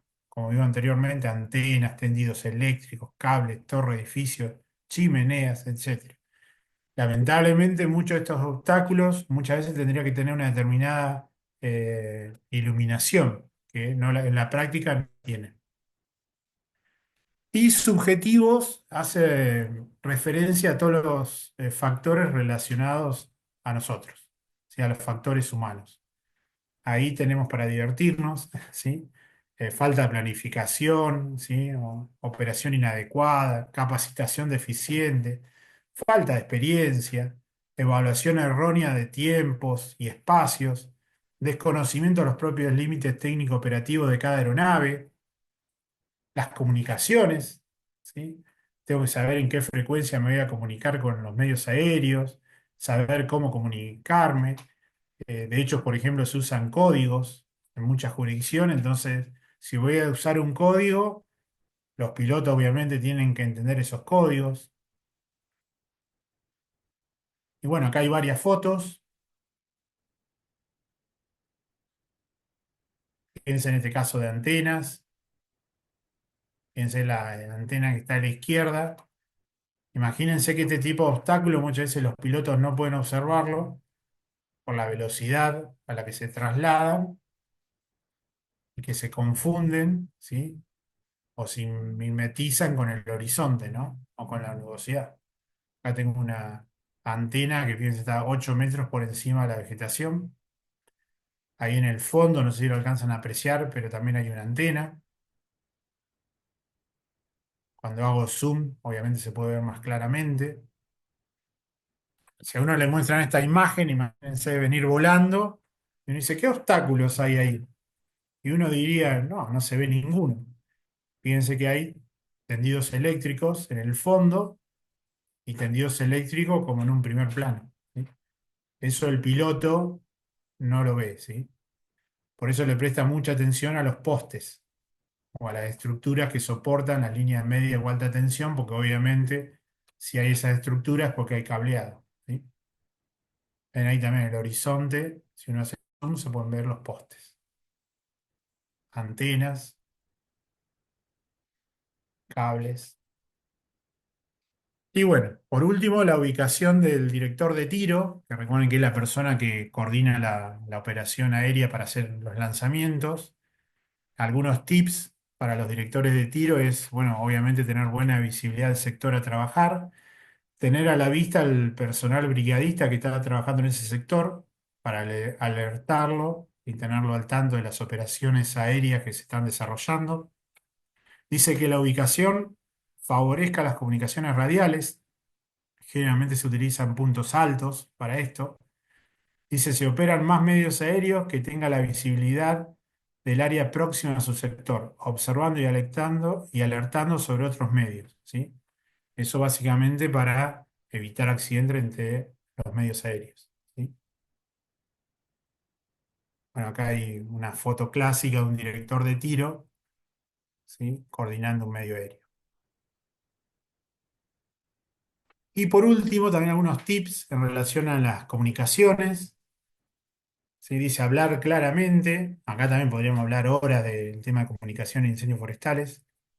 Hablar claramente, utilizar un lenguaje común, pensar qué se va a decir antes de hablar. Fundamental, ¿sí? Hay que ser conciso, claro, etcétera. Y volvemos al tema de los códigos. Si se utilizan códigos de uso corriente, como el código QR, que son los más comunes en incendios forestales, asegurarse que las tripulaciones conozcan los significativos, perdón, ¿sí? Todo el mundo tiene que hablar los mismos idiomas. Y si no conocen el código, usar el lenguaje coloquial, ¿sí? Un lenguaje común. Ser breve y concreto, evitar relatos prolongados, asegurarse que el mensaje fue bien recibido y comprendido, esto es fundamental. Hacer pausas que permitan otras intervenciones, solo aquellas que tengan relación obviamente con la operación y la seguridad. Mantener silencio en la frecuencia cuando la aeronave está en corrida final de disparo, aterrizaje o despegue. Siempre en esos tiempos tienen prioridad los medios aéreos, obviamente. Generalmente en los incendios se trabajan dos tipos de frecuencia. Uno que es la frecuencia terrestre para todo el personal terrestre y aparte una frecuencia aérea, exclusivo para las operaciones aéreas. Es una forma de evitar determinadas intervenciones, ¿sí? Dice, en el caso de riesgo, avisar sin demora a las tripulaciones y abortar la aproximación y o el lanzamiento. Respecto a los equipos, bueno, deben tener la capacitación que corresponda. Y lo que yo les mencionaba, hay frecuencias determinadas para trabajar tanto la parte terrestre como la parte aérea. Dice asegurarse que todos los involucrados en la operación utilicen las mismas frecuencias, hacer verificaciones periódicas, previendo aquellas complicaciones que pueden surgir durante las operaciones. Y bueno, acá muestra un handy típico que se utiliza en incendios forestales. Recuerden que hay equipos que se utilizan específicamente para las operaciones aéreas, ¿sí? Se llaman handys aeronáuticos, ¿sí? Y bueno, generalmente lo que siempre hay que tener a mano son las frecuencias, ¿sí? De todas las frecuencias que se van a utilizar en la operación de un incendio forestal en particular, ¿sí? Y bueno, hasta acá llegaríamos. Espero que no haya sido demasiado extenso. No, estuvo muy bueno, la verdad. Muy interesante. Me imagino que tienen consultas. Sí, yo te quería hacer una pregunta. Eh, por ejemplo, ¿qué requisitos tiene que cumplir alguien para ser un brigadista o para empezar a formar parte de un equipo de control de incendios?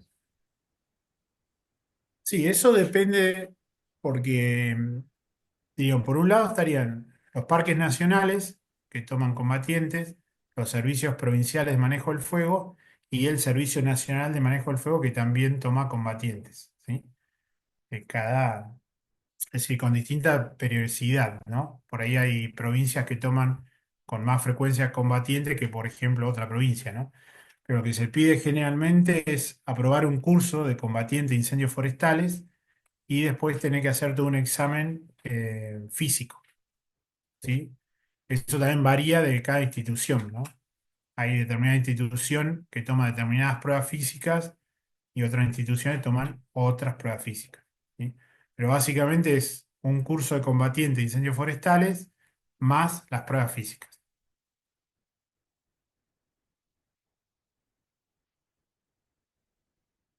Dentro de las pruebas físicas, de hecho, a veces hay algunas instituciones que toman, por ejemplo, un test que se llama el test de la mochila, que es una mochila de unos 20 kilogramos, 20,4 kilos para ser más preciso. Tenés que caminar 4,8 kilómetros en menos de 45 minutos. Esa es una prueba típica para los combatientes de incendios forestales, ¿sí? Después te toman test para correr determinada distancia en determinado tiempo, flexiones de brazos, etcétera. Pero eso a veces varía de acuerdo a la institución. No es igual en todas.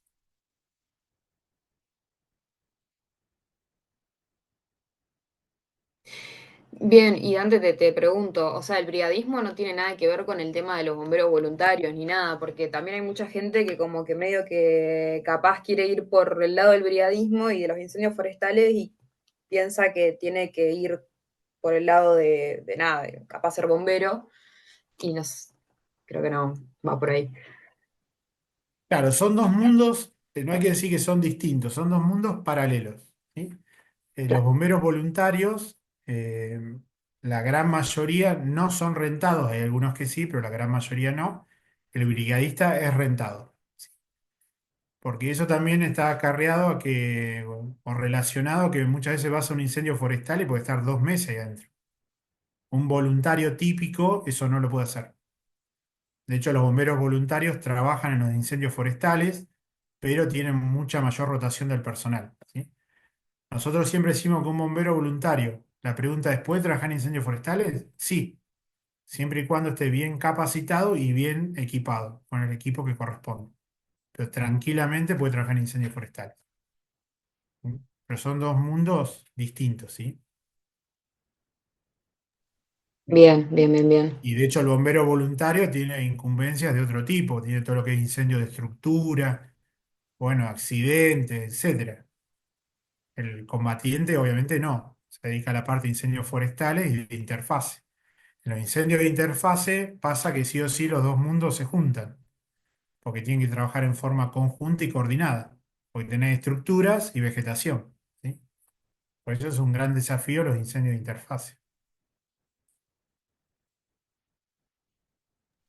Por Y ahí con preguntaban, respecto, ay, perdón, y con ¿sí? respecto al tema de sectorizar los incendios, ¿qué criterios se tienen en cuenta? No, muchas veces es por la dimensión del trabajo, por ejemplo. Entonces te dicen, ¿sí? O al flanco derecho le dicen es el sector A, la cola el sector B, flanco izquierdo sector C y la cabeza el D. El tema cuando eso se empieza a agrandar en dimensiones, lo tenés que empezar a subdividir, ¿sí? Entonces, el flanco derecho, que era el sector A, pues ya subdividirse en A1, A2, A3 y así sucesivamente. O a veces le ponen nombres, qué sé yo, el sector, en lugar de decir sector A, la Chacra de López. Ese es el sector A. Se le ponen nombres de por ahí, de lugares de la zona o de habitantes de la zona o de algún accidente geográfico en particular. Pero Claro, muchas veces también está relacionado con la magnitud del trabajo, ¿sí? bien, bien, bien, bien. Ahí preguntan si hay algún límite de edad para ser brigadista. Eso depende de cada institución. En algunos casos sí. Eh, pero ahí habría que ver de qué institución en particular, ¿sí? Se pide ser mayor de edad es decir, a partir de los 18 años, y en algunos casos, depende de la provincia, por ejemplo, hay límites de edad para ingresar. En algunos casos también hay pruebas psicológicas, consultan ahí en el chat.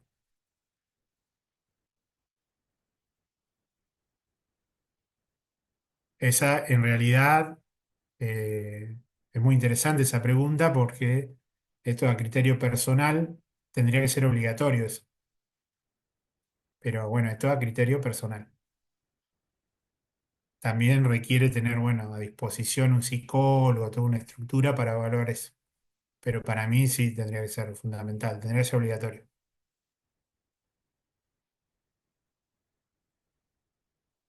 ¿Se puede responder a cualquier convocatoria provincial siendo una otra provincia?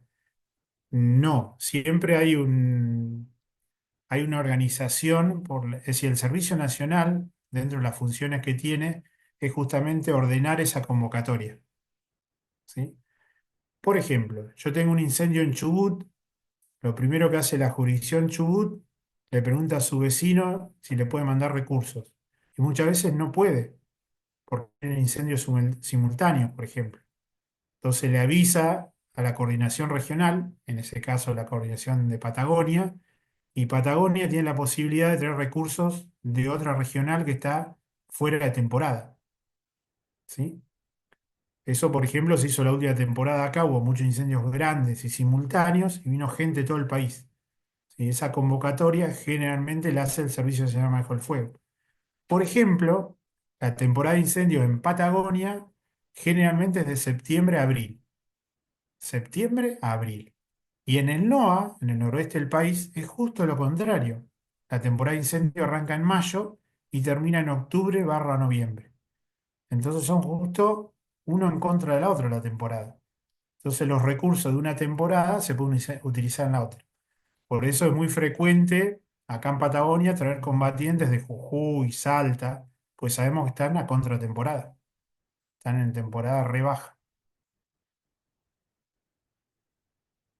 Y eso está muy bueno. Muchas veces nos preguntan, pero ¿y por qué no traen bomberos acá de la costa?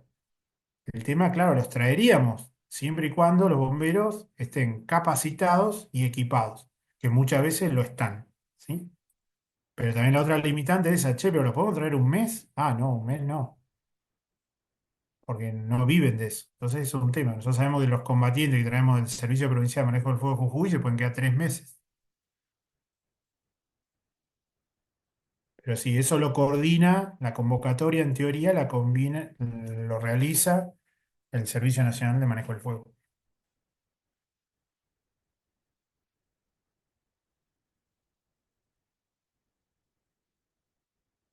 Bueno, no sé si alguien tiene alguna otra pregunta más, como para ir cerrando.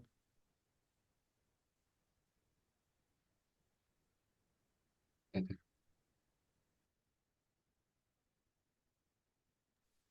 el chat hay una pregunta, dice, como ingenieros forestales, entonces el rol, además del manejo, sería como directores de tiro o qué implicancia tiene en el lugar del incendio. No, generalmente los directores de tiro es personal operativo con experiencia, ¿sí? De jefe de cuadrilla para arriba. Un jefe de cuadrilla, jefe de brigada, un jefe de operaciones. Lo más común es un jefe de cuadrilla, un jefe de brigada. Los ingenieros forestales como tales dan el apoyo o tendrían que dar el apoyo técnico, ¿sí? En los incendios forestales. Yo pertenezco al área técnica del Servicio Nacional de Manejo del Fuego. Entonces se le da todo el apoyo, por ejemplo, de todo lo que es SIG, ¿sí? De sistemas de información geográfico, todo lo que es mapas, ¿sí? La actualización de los perímetros y la superficie de los incendios, la toma de datos meteorológicos y de comportamiento en el incendio. Generalmente se utilizan kits meteorológicos para tomar temperatura, humedad relativa, intensidad del viento y precipitaciones. Todo el tema de pronósticos. Nosotros en el área técnica tenemos 4 pronosticadores, ¿sí? Que realizan los pronósticos especiales para incendios forestales, ¿sí? Y además los técnicos, otra función importante es todo lo que es capacitación técnica relacionada a incendios forestales, ¿sí? Hay varios cursos que son de índole técnica, ¿sí? Que lo dictan en su mayoría ingenieros forestales, biólogos, meteorólogos. Nosotros en total en el equipo somos 9 técnicos y varios son ingenieros forestales.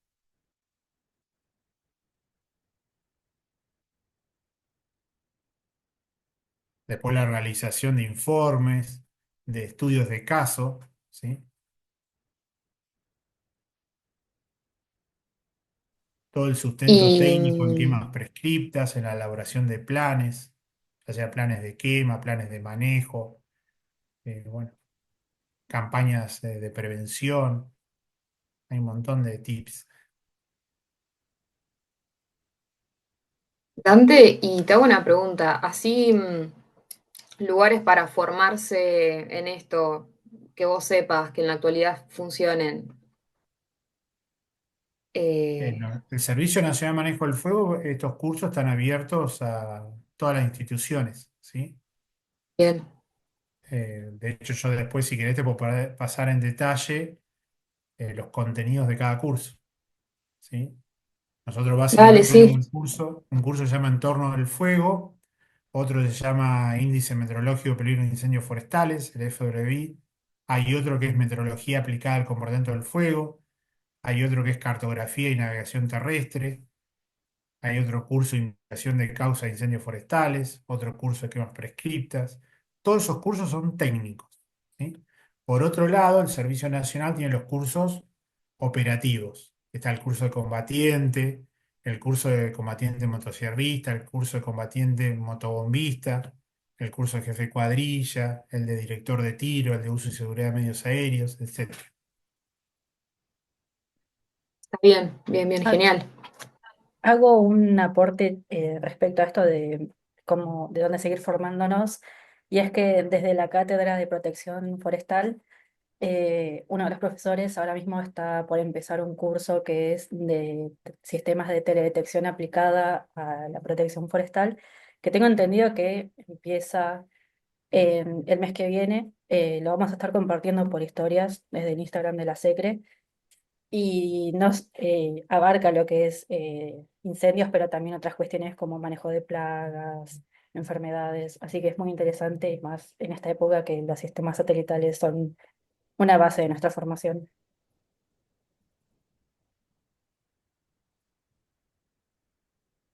Sí, acá en nuestra oficina, en relación a eso, por ejemplo, también se hace todo lo que es el análisis de puntos de calor, ¿sí? Eh, bueno, y se hace toda una correlación después con la ocurrencia que reportan las provincias. Y bueno, también hay un montón de máscaras, como se llaman sí, en relación a eso, porque hay lugares que, por ejemplo, permanentemente reportan puntos de calor, y por ejemplo son refinerías, etcétera. Pero también los técnicos del área hacen un análisis de todo eso, lo que son los puntos de calor.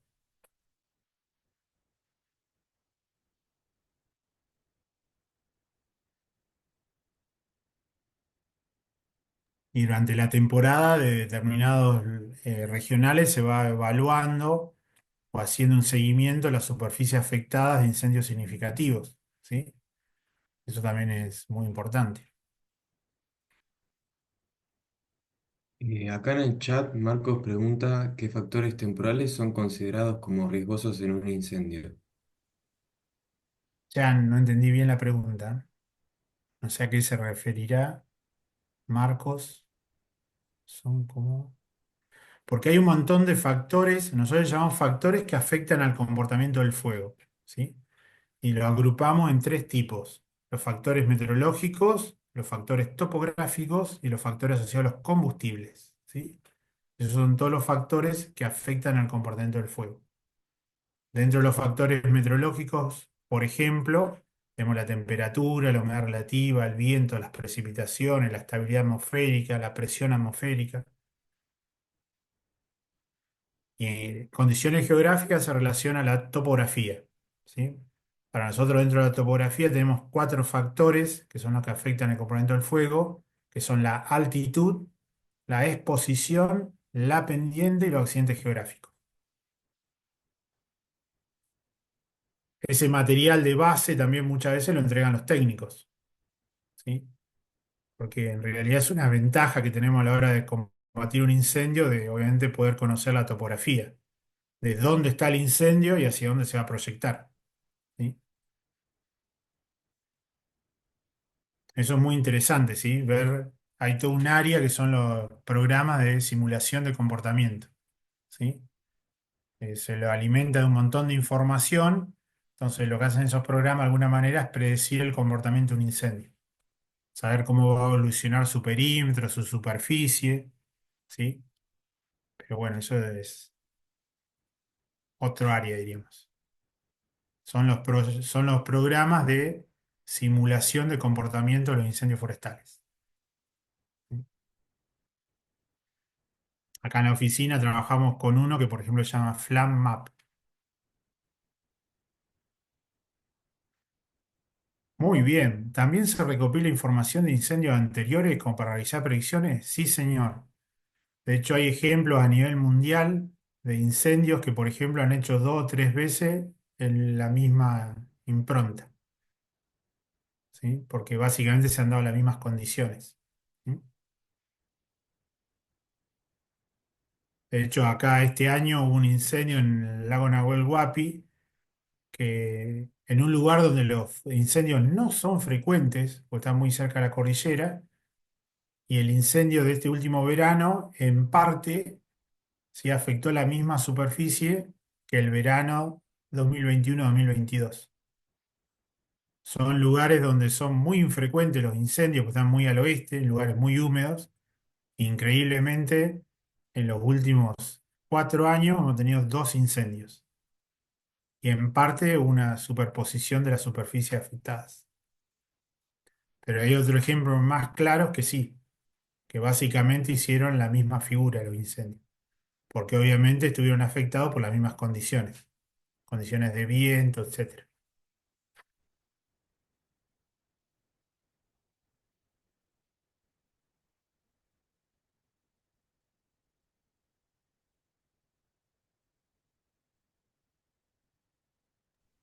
Bueno, parece que ya estamos con las preguntas. No sé si queda alguna más. Yo pensé que iban a tirar más con el tema de los medios aéreos, pero estuvieron tranquilas.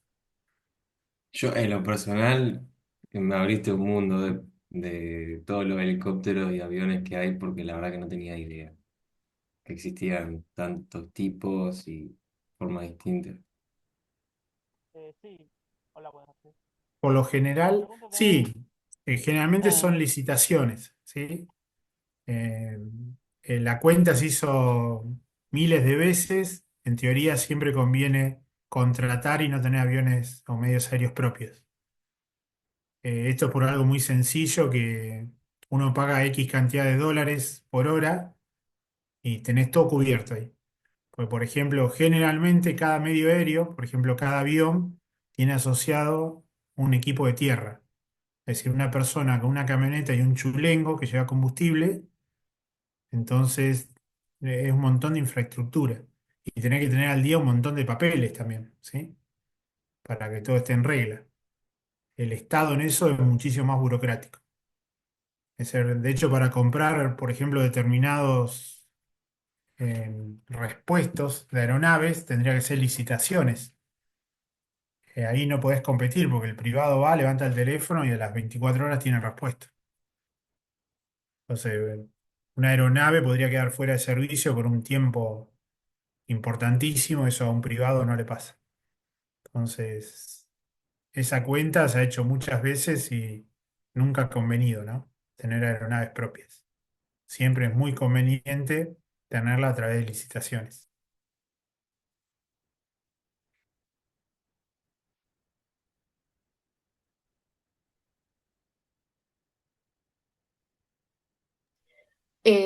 Voy a mandar Algunas al chat. provincias, sí hay preguntas, algunas provincias sí tienen medios aéreos, son las menos. Algunas tienen helicópteros propios, como bueno, la provincia de Buenos Aires y Neuquén, por ejemplo, que bueno, cuando tienen incendios los ponen a disposición para trabajar en incendios. Y aviones propios, las únicas provincias que tienen aviones propios es Córdoba y Santiago del Estero.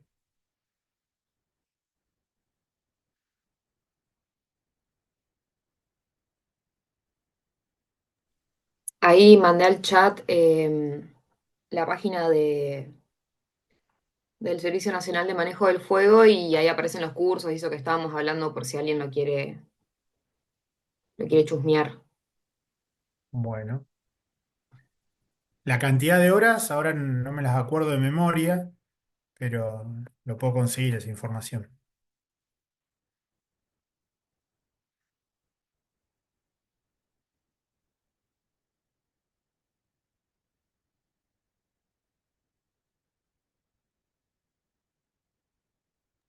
Bueno, Dante, vamos cerrando. Ya se hicieron Bueno, 2 horas.